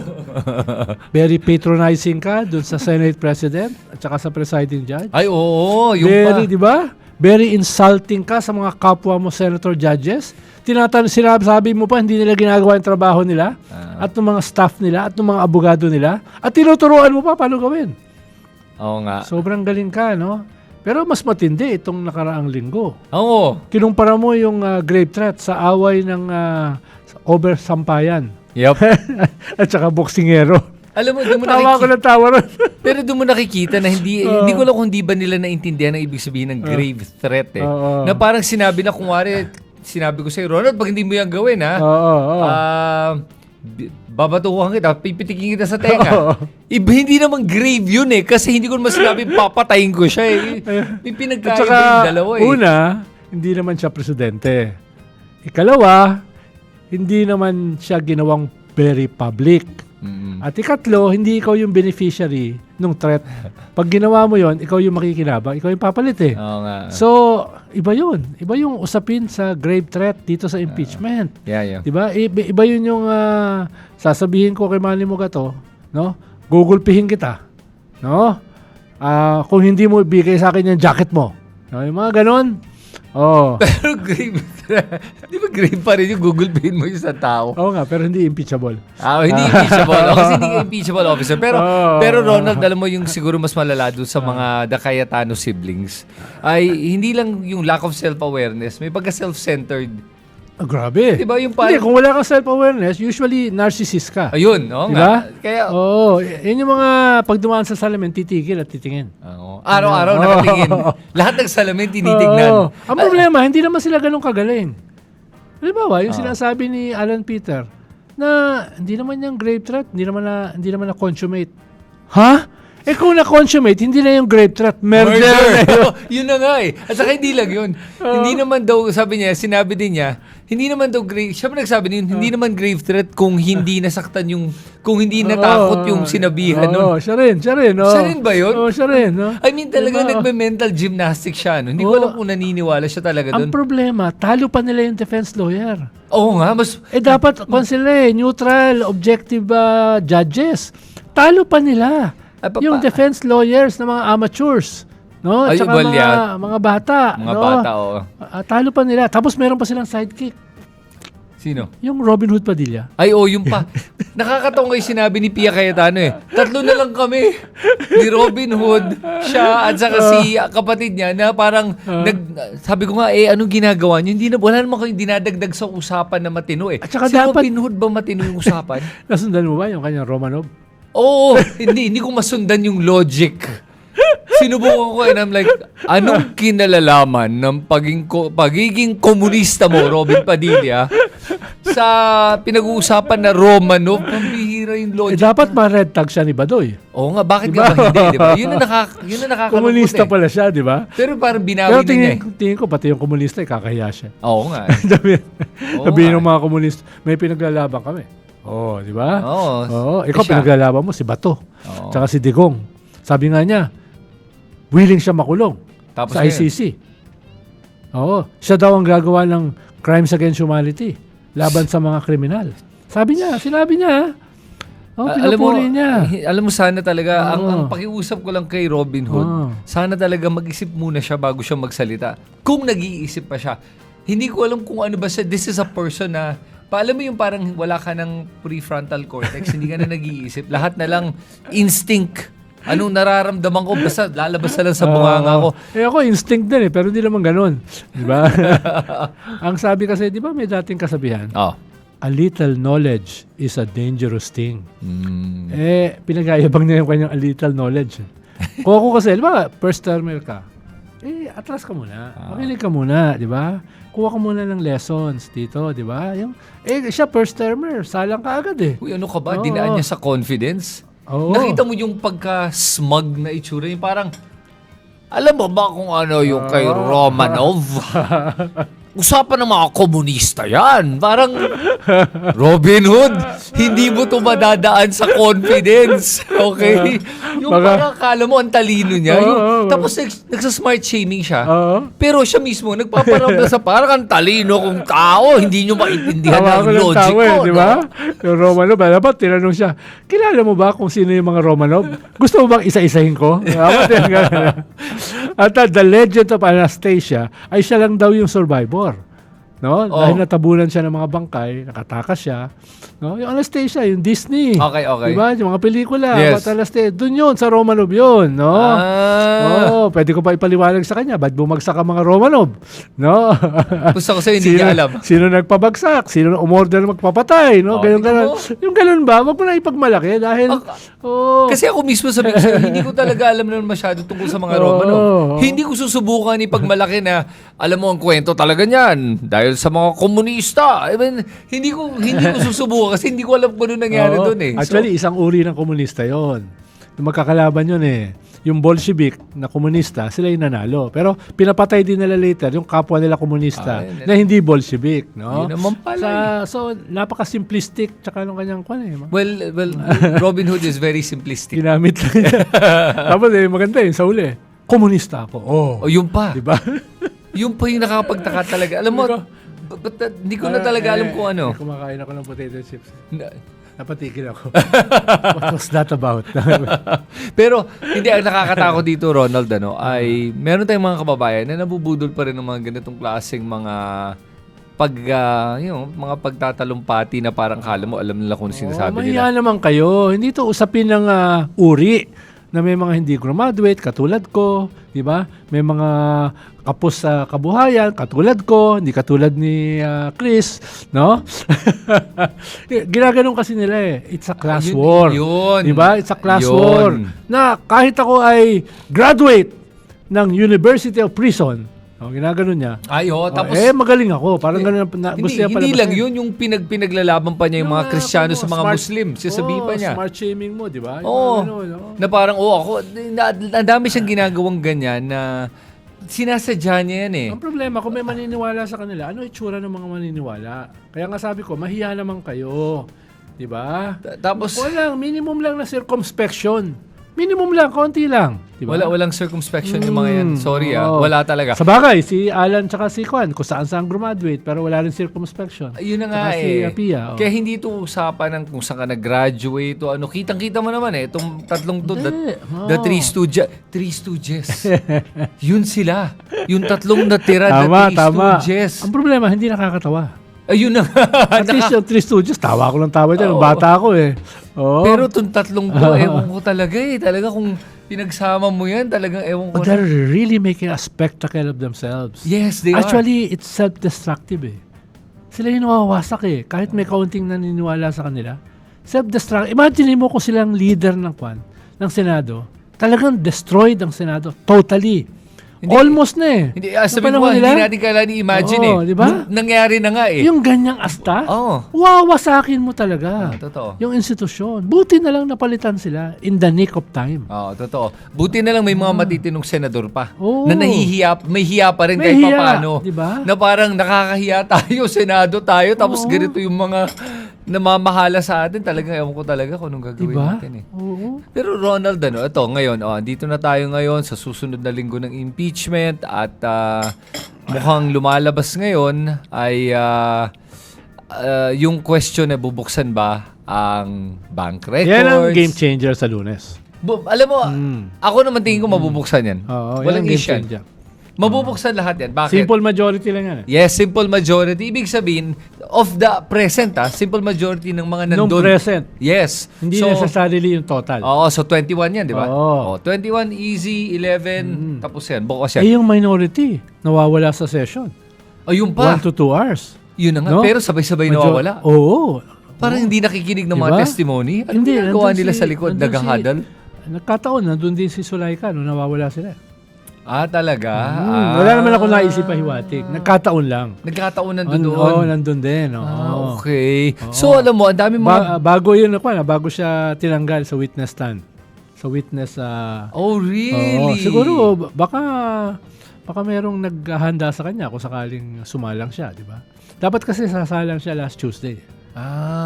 Ganun pala yun. Sayang. Doon nagkawalaan. Pero tingin ko naman baka nag-yossi break. Nag-yossi ba? Bakit sino nag-yossi sa kanila? Hindi ko alam, may nag-yossi pa pala. Uso pa pala yun, ha? Oo. Pero Ronald, dito ngayon, sige. So, usapan ng impeachment. Ayan na nga tayo. Lagi ka nga pala sa Senate, di ba? Hindi mo ba naririnig yung mga chismis doon? Hindi, last week wala. Hindi, itong linggong to wala kasi ako eh. Okay, next week andun ako eh. So, alternate pala kami ni Richard dun eh. Kung andun siya, wala ako. Kung andyan ako, wala siya. Palisin mo na lang yung Richard. Hindi ko sigurado kung ano contribution nandun eh. No? Sige ka, lagot ka kay Richard. Pero, speaking of Richard, by the way, Supreme Court, binaliwala na yung complaint, yung contempt ba yun? Indirect contempt. Indirect contempt sa Supreme Court. Binaliwala nila yung complaint, binasura na nila. Baliwala naman talaga yung complaint. Ayun na nga eh. Pero alam mo dito, from the start, di ba? pero sinubukan pa rin. Pangharas. Pero at least dito nakita natin kahit papano, kinikriticize natin ang Supreme Court, at least hindi sila balat sibuyas. Oo. At mukhang nakikinig din sila sa mga popular opinion. Yes. No? Alam nila, napasama sila last year eh. Alam naman Kaya nila. bumabawi, di ba? Bumawi sila ilang beses na. Unang-una, yung pag-reverse nila nung sarili nilang desisyon last year, pinalitan nila. We are not considering the motion for reconsideration. Pero may babaguhin kami sa mga sinabi namin. Tapos yun ang mga ganito. And fine. I mean, listen, I give them that much. Ako rin. Di ba? Ako rin. Give credit where credit is due. due. Yeah. Yun yung sabi sa akin ng isang interviewer. No? Dahil sabi sa akin, di ba ikaw yung laging bumabanat kay Cheese? Oo, pero grudgingly, no? Okay na. Grudgingly. Kumbaga, pilitan. Sige na nga. Basta magayos lang siya, di ba? Uy, pero in fairness kay Cheese, I mean, tingin mo, as a presiding officer, okay ba trabaho niya so far? Okay naman. Okay naman. Mukhang nag-e-enjoy siya eh. Okay naman. Parang feel niya yung role niya. Yung mga, ganun niya yung mga, what is the pleasure of the gentleman? Pati tono ng boses niya. Oo, yung parang judge siya na. Quick to the draw. Oo, sa bagay. Di ba? Marunong siya mag-decision kung kailangan. Yes. At hindi niya abot sa magulo na procedures o order sa loob ng Senado. Kung out of order, sasabihin niya. Saka yung mga defense, saka minority, hindi siya pwedeng sabihan na bias. Diba? Totoo. Kasi umaano siya eh. Kung ano tingin niya tama, mali, sabihin naman niya kahit ano eh. Pero ano tingin mo sa sa mga abogado naman ng defense? Naku, disaster. Disaster yun, ha? Pero si Tinluan, I think did better than si Kay Narvasi. Pero collective kasi yan eh. Sa bagay. Isang collective yan eh. No? Yung season, no, na nagsimula sa may 32 million votes. Si Sara. Yun ang opening statement. Non-sequitur, di ba? Tapos yung isa na nagsabi, mataas ang grade ni Sara, 80. Mas mataas pa siya dito sa mga abogado rito. Hindi ba niya alam, puro bar top notcher yun? Si Laila, si Chel Jokno, si Ligutan. At saka anong kinalaman nun? Doon sa usapan. Saka nagtuturo yung mga yun, ha? Si Luistro. Si Chel, hindi niya pinagmamalaki. Dean ng Lasal Law School yun. Ang pangalan ng law school na Lasal, Tanyada Jokno Law School. Tapos hindi nagmamalaki yung mga yun. Tapos ito nagmamalaki, nakakuha ng 80. Parang naging bagay yung 80. At mas mataas daw sa grade ng mga ibang abogado rito. Nice. Pero yun ang yun ang nakikita kong problema ng defense talaga ay mahirap yung trabaho nila. Aminin natin. Kahit sila mismo hindi nga na madepensahan yung posisyon nila eh. Ano mo didepensahan yun? Napanood ng buong mundo yun. Ayun na nga. Kaya bakit ka nag-ubos ng 6 na araw para lamang patunayan yung authenticity? Ayun. Kaya nga yung prosecution sabi, we don't need to prove anything na eh. Wala na ka. Ano pa ipoprove namin? Yung defense pinrove. Kaya nagbawas na sila. Sinasabi namin. Kaya nagbawas na sila ng witness Kaya pero nakakatawa yun na parang mismo parang caught in you're caught with your own yung kung ano Dahil yung sinabi ginamit mo. nilang video ni Sulaika, doon nila kinuha yun eh. yun nga. So, ano pa sasabihin ng prosecution? Wala na, tapos na yung usapan na to. Kayo na sumagot sa authenticity. At saka kayo na magsabi, tingin nyo grave threat o hindi. At sinabi nga ni Senwin na usapan ni Sen dito pala na ang usapan ba dito ay criminal offense o usapan ba natin dito ay fit for public office, betrayal of public trust sa ginawa niyang grave threat. Correct. Huwag natin kakalimutan, ano bang pinag-uusapan? Yung mga judges dito, hindi naman to abogado eh. Oo. Hindi naman to talaga mga judges eh. Mga senador ito. So, titignan nila yung fit for office ba? Yung vice president. Yun ang essence ng impeachment, ng accountability. Di ba? Hindi ito, yung proof beyond reasonable doubt. Hindi ito yung regional trial court. Di ba? Ang asta ng mga defense, parang nasa korte sila. Oo nga. Na normal. Objection, Your Honor. Objection of 49. 49? Mas Objection. maraming objections In one ba? sitting- in one Mas maraming sitting, bang objection sila kaysa sa prosecution? Ay, malayo. In one sitting lang yun, ha? Pero kasi natawa ko kay Ligutan eh. Oo. Nung biglang sinabi niya, hoy, objection! May hoy talaga. At Hindi, saka, parang nagkiklik siya dahil ang dalawang korte yan eh. Yung Senate as a trial court at saka yung Court of Public Opinion. Di ba? Kaya nagbibisaya siya eh. Oo, nagbibisaya, nagwawaray. Oo, dahil alam niya ito yung audience eh. Kumbaga- yung mga defense sa bata, hindi alam. Parang nasa korte lang sila, di ba? Oo, tapos ang daming non-sequitur. hindi Di lang ba? na-figure, ang daming condescending remarks. Oo. Yung ang bastos nung dating, ang yabang nung dating, kaya Diba? they're not winning points with the public. Yeah. Pero Parang- si Ligutan, magaling kasi nagwaray siya, sinabihin, speaking Filipino. Bakit? Di ba Filipino ang waray? Filipino yan excuse me. Okay. Di ba? Pahiyagan parang... Tapos nag-i-smirk siya, di ba? Oo, yung mga... basta magaling si Ligutan. Knows how to play Diba? with the audience. Oo. Si Chel kasi, yung rigorous. 1, 2, 3, 4. Hindi yan sinabi ng Supreme Court. Nagkamali ka dyan. Sinabi yan, di ba? Galing niya, no? Mali yan, no? Ito yung Supreme Court. Di ba? Yung mababaloob, mahinaon, pero may utak. Yes. Huwag mo i-underestimate yun. No? Babasahan ka nun ng mga kung ano-ano, di ba? Yun ang magaling kay Oo. Chel. Kasi pag Oo. magsalita siya, nakikita mo na parang babanggitin lang niya yung punto. Wala nang iba. Wala siyang idadagdag. Sabihin lang niya, I disagree kasi eto. Yung kay Michael Powa, kung hindi niyo mapansin si Michael Powa, yung sa defense statement nila, yung kung bakit wag bubuksan yung mga records, sasabihin lang niya, we don't agree because we want due process. Kailangan may due process Sara Duterte. At confidential yan. Pero hindi niya sabihin kung bakit. Wala siyang mabigay na tunay na rason kung bakit huwag bubuksan. Except because we think it's due process. It's against due process and it's against her rights. Nung ikinanto pa ni Chelsea Kwan, si Attorney Season, please address the presiding judge. Oo. Di ba? 2 beses, no? Oo. Sabi niya, parang bata-bata, magayos ka. Di ba? Ganun. Magayos ka. Di ba? Parang ganun yung... Tapos si Luis Tro. Si Luis Kino-connect Tro. yung impeachment Ang galing. karaniwang mamamayan. Yes. Di ba? Kino-connect niya eh. Okay. Yun, di ba? Ito yung Court of Public Opinion. Ano bang epekto ng accountability sa karaniwang Pilipino? Di ba? Habang nagbibilang ng 32 million votes si Attorney Season. Oo nga, 1, 2, 3. Abot na siya ng ilang taon Kasama ka yan. ba ron sa 32 million? Hindi ako kasama ng 32 million. Ewan ko saan nila napulot yun. Pero ito sabihin ko sa'yo, Ronald, na ina-expect ko talaga, na nagulat ako na nung nakaraang 2 linggo, parang walang misstep pa yung prosecution. Kasi ina-expect ko talaga magkakaroon ng mga missteps yan. Hindi naman perfect yung performance eh. May ibang mga araw, siguro baka manalo yung defense, may ibang araw mananalo yung opposition. Pero dito so far, parang kumbaga slam dunk, walang laban eh. Love set kung sa tennis.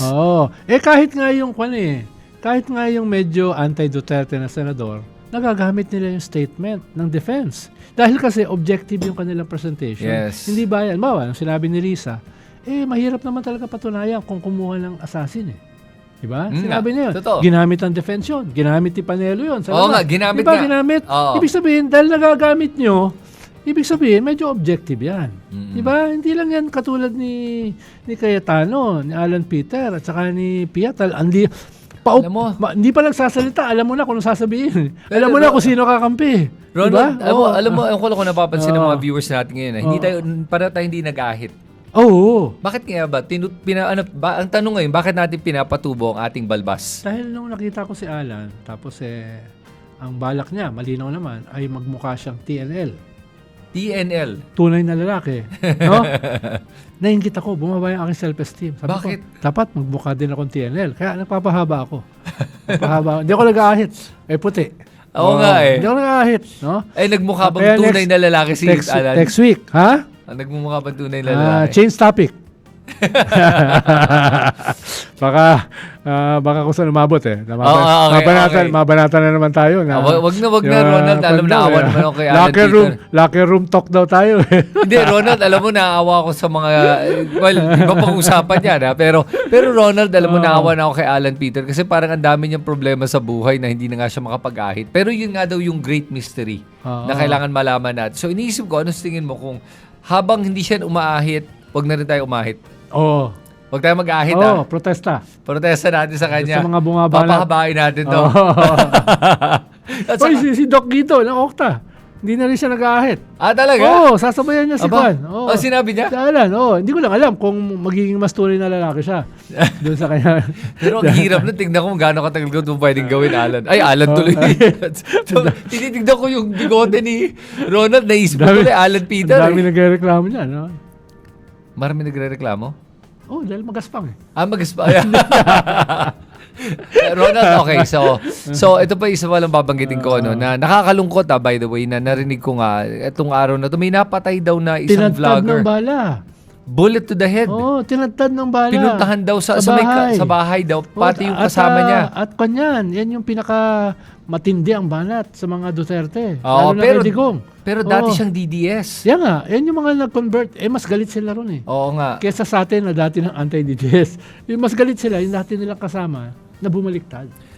Pero Ronald, ano nangyari doon? Wala pa akong narinig. Siyempre, hindi natin alam. Pero pro BBM to BBM vlogger to ngayon. Hindi katulad natin. Hindi tulad natin. Pero si Mima Alicia, si Alicia Gomez. Pupunta yan sa mga rally sa EDSA. Nakita ko yan once. Grabe. Alam mo, lumapit sa akin. Hindi ko kilala eh. Alam mo naman, hindi ko naman namamonitor yung mga vloggers eh. Pero Ronald, para sa akin, grabe yan talagang ganyan. Ito na naman tayo sa loob ng bahay, tinadtad. Pinuntahan. Tapos dapat talaga mahuli ito ng gobyerno. Hindi ito pwedeng palampasin. Kasi ibig sabihin nun, tinatakot niya nung kung sino man. Mensahe yan sa inyo. Oo. No? Mensahe yan sa inyo. Actually, may several na nga nag-text sa akin eh. Sabi, mag-ingat. Mga vloggers din. No? Sila rin, mag-iingat din sila. Dahil nga, may chilling effect eh. Kailangan talaga gawa ng paraan to ni DILG Secretary Remulla. Kung hindi, kakalat siya, matatakot yung iba. NBI, lahat. Dapat huliin nila to agad-agad. Hindi naman lahat, katulad natin. Na? Walang kinakatakutan. Di ba? Well, nga, pero kahit matakot tayo, tutuloy pa rin natin, di ba? Tutuloy pa rin natin. Pero still, Ronald, talagang ang lalanong talaga yung nangyari. Pag hindi, I mean, tingnan mo, ito yung problema ng imahe ng ni John Vic Remulla. Ito may pinatay na naman na vlogger. Nung nakaraang pinatay nga si Percy Lapid, broadcaster. Hanggang ngayon hindi pa nahuhuli si Bantag. Alam naman daw nila kung nasaan eh. Hindi, sa Cordillera, no? Halimbawa, sabi nila, nandito lang si Atong Ang. Duda ako ron. Tingin ko nakalabas na yon, di ba? Yun na nga Tapos si Bato. Diba? Ayun na nga, dito lang din naman daw yun eh. Sa Bato, no? Kaya dapat may gawin sila. Hindi pa nga nakakasuhan tsaka nahuhuli yung mga korap. Tapos ito pa mga kriminal, hindi pa mahuli. Di ba? Ano ba yan? Tingin mo incompetent ba? Well, hindi pa naman ako gagawa ng ganun judgment. Pero kailangan nila mag-level up. Kasi wine-weaponize siya ng mga kalaban nila. Yes, totoo. At nagmumukha silang palpak dahil doon. Pero alalahanin mo, si Marcoleta, yun na nga, nandun na sa halimbawa yung Grab ba yun? Yung driver na pinatay? Yung kalat ngayon yun. ng ice pick. Nahuli na yung di ba? Ginulpi daw yung yung nanaksak. Grabe yun pinapalabas nila, lumalaki na naman ang crime. Di ba? Yun na naman ang kinakalat nila. Di ba? Parang nung panahon nila, walang crime. Oh, yun nga, Diba? yun nga ang weird eh. Ginaganon Pero, nila, di ba? Oh. pero alam mo, bagitin ko lang Ronald, yung mga ganitong balita, kasi ito yan meron dichotomy kasi yan sa pagbabalita at saka sa crime statistics. Pag mas marami kasing krimen, mas hindi nababalitaan lahat ng krimen. Halimbawa, Dahil sobrang dami. Tama. Pag konti yung krimen, Oh. mas nase-sensationalize dahil bihira. Yes. So merong ganyan yan. Halimbawa ngayon, yung data naman, pababa ang crime. No? Pero, pinoproject kasi yung mga incidents na yan na ang taas ng crime. Oo. Diba? Ganun ang projection dyan At wini-weaponize yan ng mga kalaban. At, Diba? at dadagdag ko na I'm sorry if I'm going to politicize this, pero I will. Oh. Kasi, yung mga criminal na yan ay mga DDS. Yung nanaksak ng ice pick dun sa rider. DDS yun. May picture na kumalat ngayon. DDS Sara Duterte supporter yun. Yes. Yun yung sinasabi ko Sino ba si Bato? Sino ba si Bantag? Di ba mga DDS yan? At lahat sila ang dami, parang, ano ba yan? Mga kababayan nating mga sumusuporta kay Duterte, ano ba kayo? Lahat ba kayo mamamatay tao? Yun ang mahilig nilang ipagmalaki. Dapat patayin lahat. Kultura yan. Katulad ng sinabi ni Robin Hood Padilla. Siya yung susunod daw na makakasuhan sa ICC. Dahil papatayin niya lahat ng mga lahat ng mga kriminal, tsaka lahat ng mga drug lords. Hindi nga nila naubos yung drug lord. Naubos nila yung mga addict, yung mga biktima mismo. Yun ang inubos nila. Pero yung mga drug lords, sila ba naubos nila? Dalawa, tatlo? Saka hindi lang yun. Alalahanin mo, Ronald, marami napatay na inosente. Marami naging collateral damage. Yeah, maraming mga bata na almost 200 yun, yung mga bata. Mga bata pa lang bata, sanggol, bata. Noong sabi ni Bato, shit happens.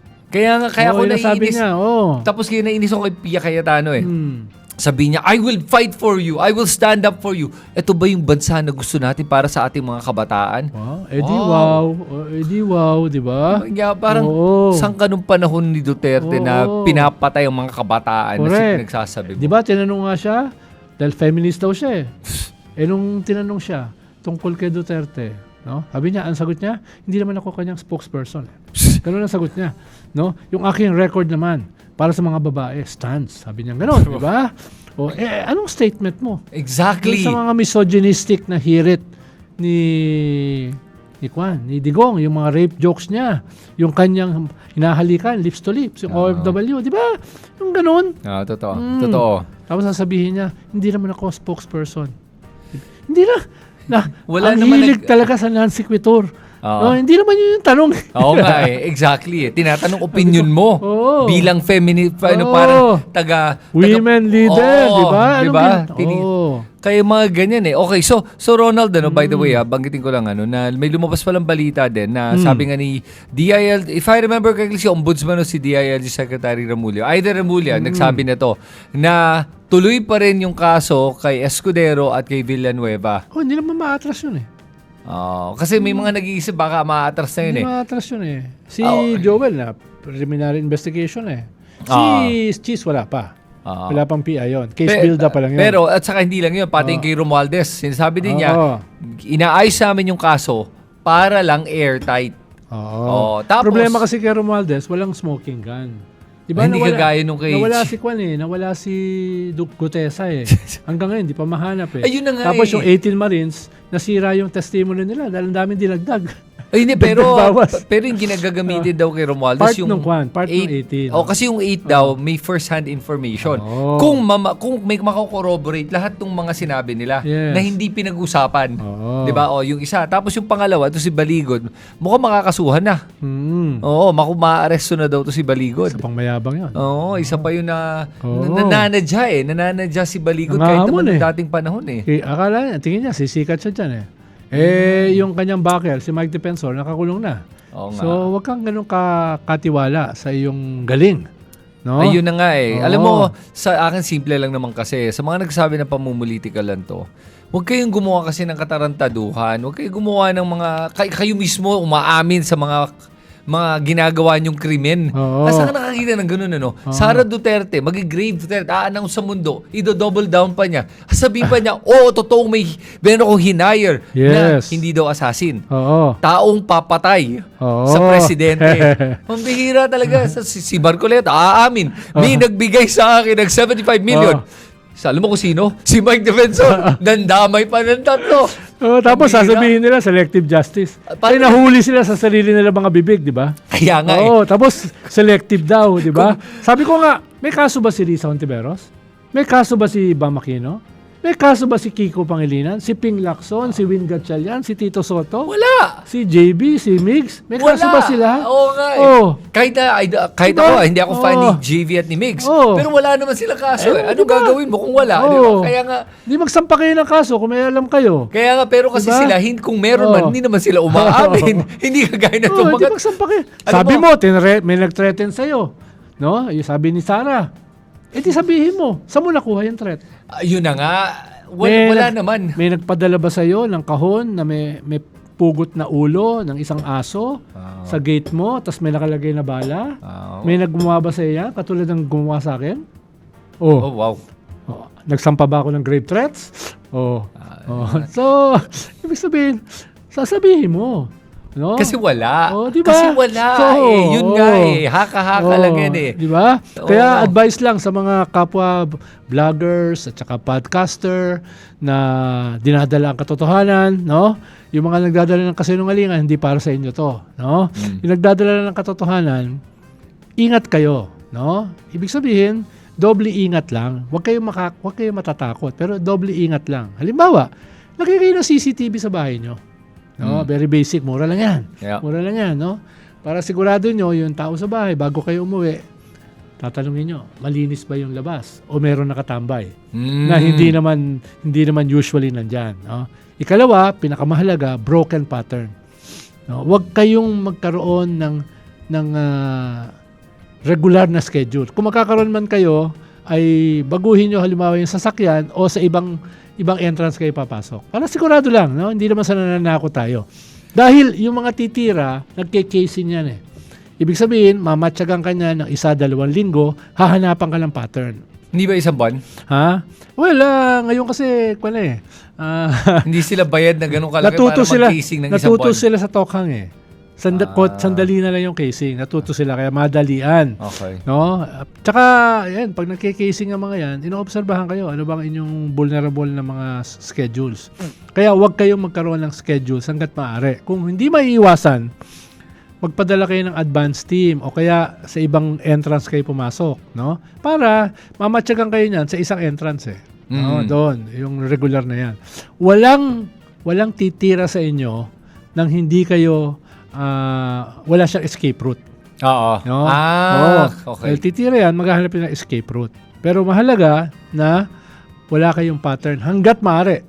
Kung meron man, ikot-ikot muna kayo ron, titignan nyo kung meron nag-aabang. Tapos pag okay na, tsaka na kayo bumaba. No? So, mga tip lang yan. No? Friendly tip mula sa Heckle and Jive. Right, okay. Oo. Pero Ronald, yung sinabi mo yun, nagtaka ako, is that considered a warning yung sinabi mo or threat? Yung sinabi mo, mag-ingat kayo dyan, Hindi, baka kasi iba kabahan, no, hindi na mag-podcast. Oo, baka totoo. iba kabahan, hindi na bumanat, no? Kasama yan. It comes with the territory. Pero diba? sa akin, Ronald, anong pwedeng gawin natin sa mga bumabanat? Kasi sa totoo lang, kung pinakita ko sa iyo yung mga nagpapadala sana ng mga Hindi, private message. pwedeng ulihin yan. Pwede ko bang Pwedeng kasuhan yan. Pero pwede ko ba ipalabas? Oo, pakita mo lang sa NBI. Investigahan nila, ite-trace nila yan. No? Lalo na yung mga gumagamit ng tunay. Pero yung iba kasi hindi tunay. Pero kahit yung matitrace yun. Matatriangulate yan. Sabihin mo sa NBI, padala mo lang. Sige. Gagawin ko nga yun. Kasi marami na ngayon lang. Wag mo na sa akin ipatrace. Okay, sige. baka ibang trace yung gagawin mo pag ikaw. Hindi, pero Ronald, alam mo, yun ang nakakatakot talaga sa mundo ng politika dito sa Pilipinas. Marami pa tayong mga kababayan na parang hindi ko maintindihan kung bakit dinadaan nila sa patayan at sa violence sa mga ganitong usapan. Hindi ba tayo pwede makapag-usap ng kahit na hindi tayo mag-agree na pwede naman mag-usap lang? Una, sobrang tindi kasi ng mga ginawa nilang krimen. Kaya malaki yung at stake para sa kanila. Wow. Diba? Ikalawa, kultura yan eh. Tingin nila they can get away with anything. Kaya dapat patunayan ng ating mga law enforcement agencies, they cannot get away with this. Kung hindi, sasabog sa mukha yan. Yun. Ng NBI, PNP, DILG, kung wala silang magagawa, kung walang mahuhuli, di ba? So ito talaga. Kailangan mag-sample sila. Kailangan talaga. Kailangan mag-sample sila. So kung ito, in other words, ito ngayon na pinatay lang na vlogger, kung hindi mahuli talaga to ng NBI, yung gumawa nito, grabe. Kahit walang CCTV sa bahay niya, may CCTV sa mga paligid. Yes, sa mga kalsada. Pwedeng gawin yun. Hindi naman siguro sila ganun katanga na kailangan pa nila ikaw magsabi. Pwera na lang kung pinakinabangan ng mga naglagay ng CCTV. Naman. Ano ba naman? Madaling masira.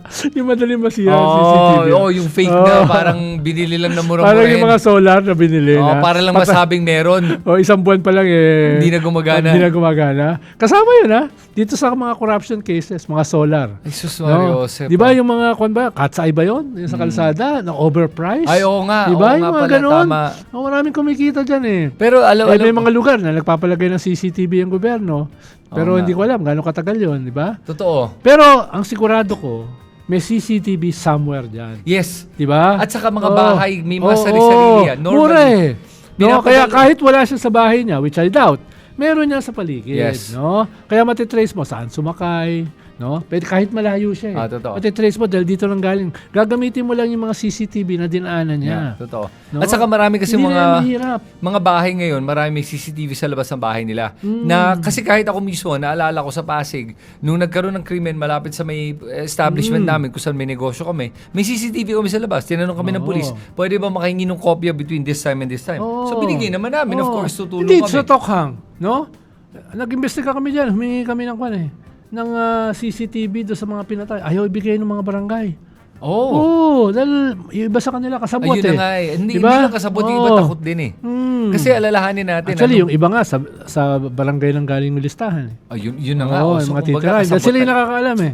Diba? Sa bagay. No? Okay, so i-shoutout din natin. Nandyan si Danny Anchieta, Paterno Bindana, Numeriano Sundoy, Leonardo Manansala, Haitsu Jane Tayag, Delia David, Ashin from Greece. Nandyan din si Ding Dong, Vinny Rod, Rales Carlinga, KJ to Cervantes TV, Haitsu Eva Dona, Orlando Aquino, Mario Baker, Victoria Binyas, Efrenilo Saitanan Jr., and Haitsu Rose Bautista.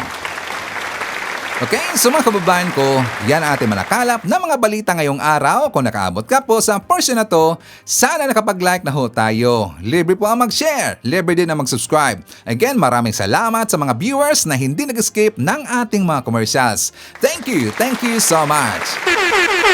At before natin tatapusin ang ating programa ngayong araw, sana sabayan nyo si Sir Ivan para sa ating live messaging prayer.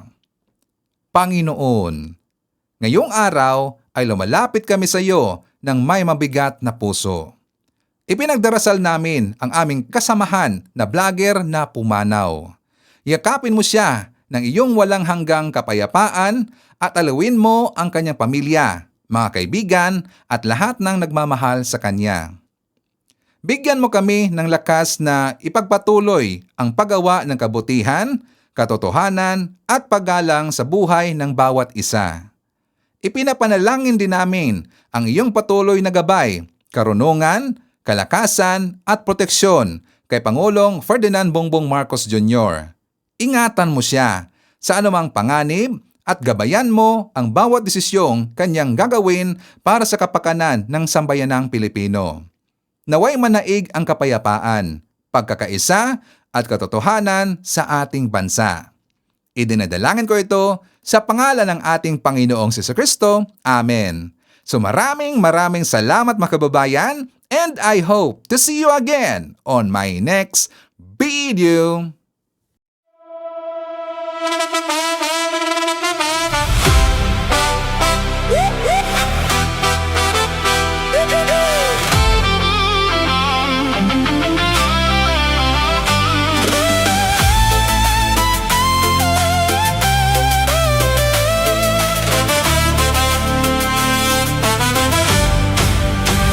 Sa bawat pagsikat ng araw, ikaw ay nandyan, tinig mo'y matatag, sa amin ay gabay.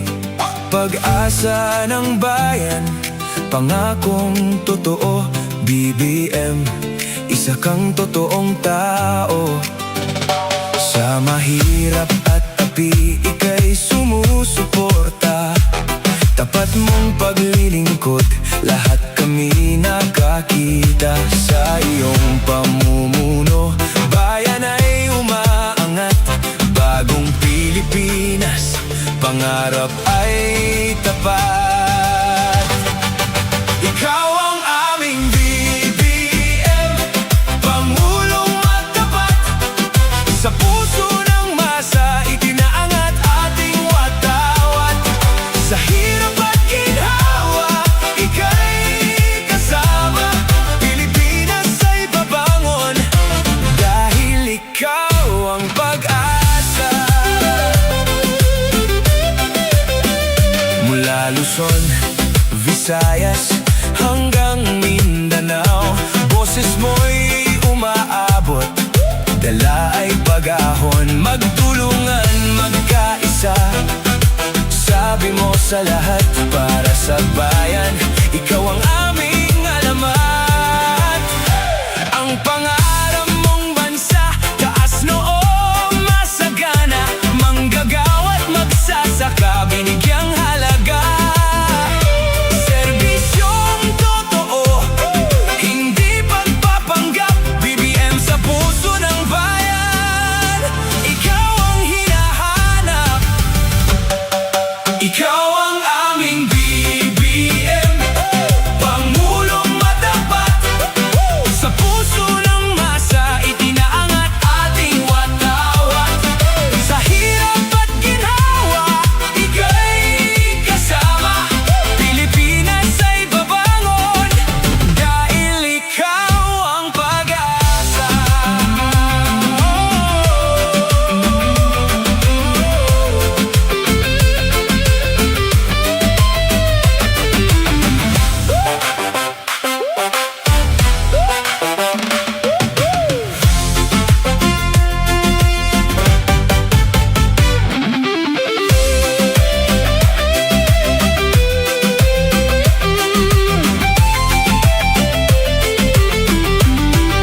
Ikaw ang aming BBM, Pangulong matapat. Sa puso ng masa, itinangat ating watawat. Sa hirap at ginhawa, ika'y kasama. Pilipinas ay babangon, dahil ikaw ang pag-asa. Kaya't kasama mo kami sa iyong at higain. Bagong Pilipinas, sabay nating kamtin, tapat at matulungin. Ikaw ang tunay, BBM, sa puso ng bayan, ikaw ay buhay.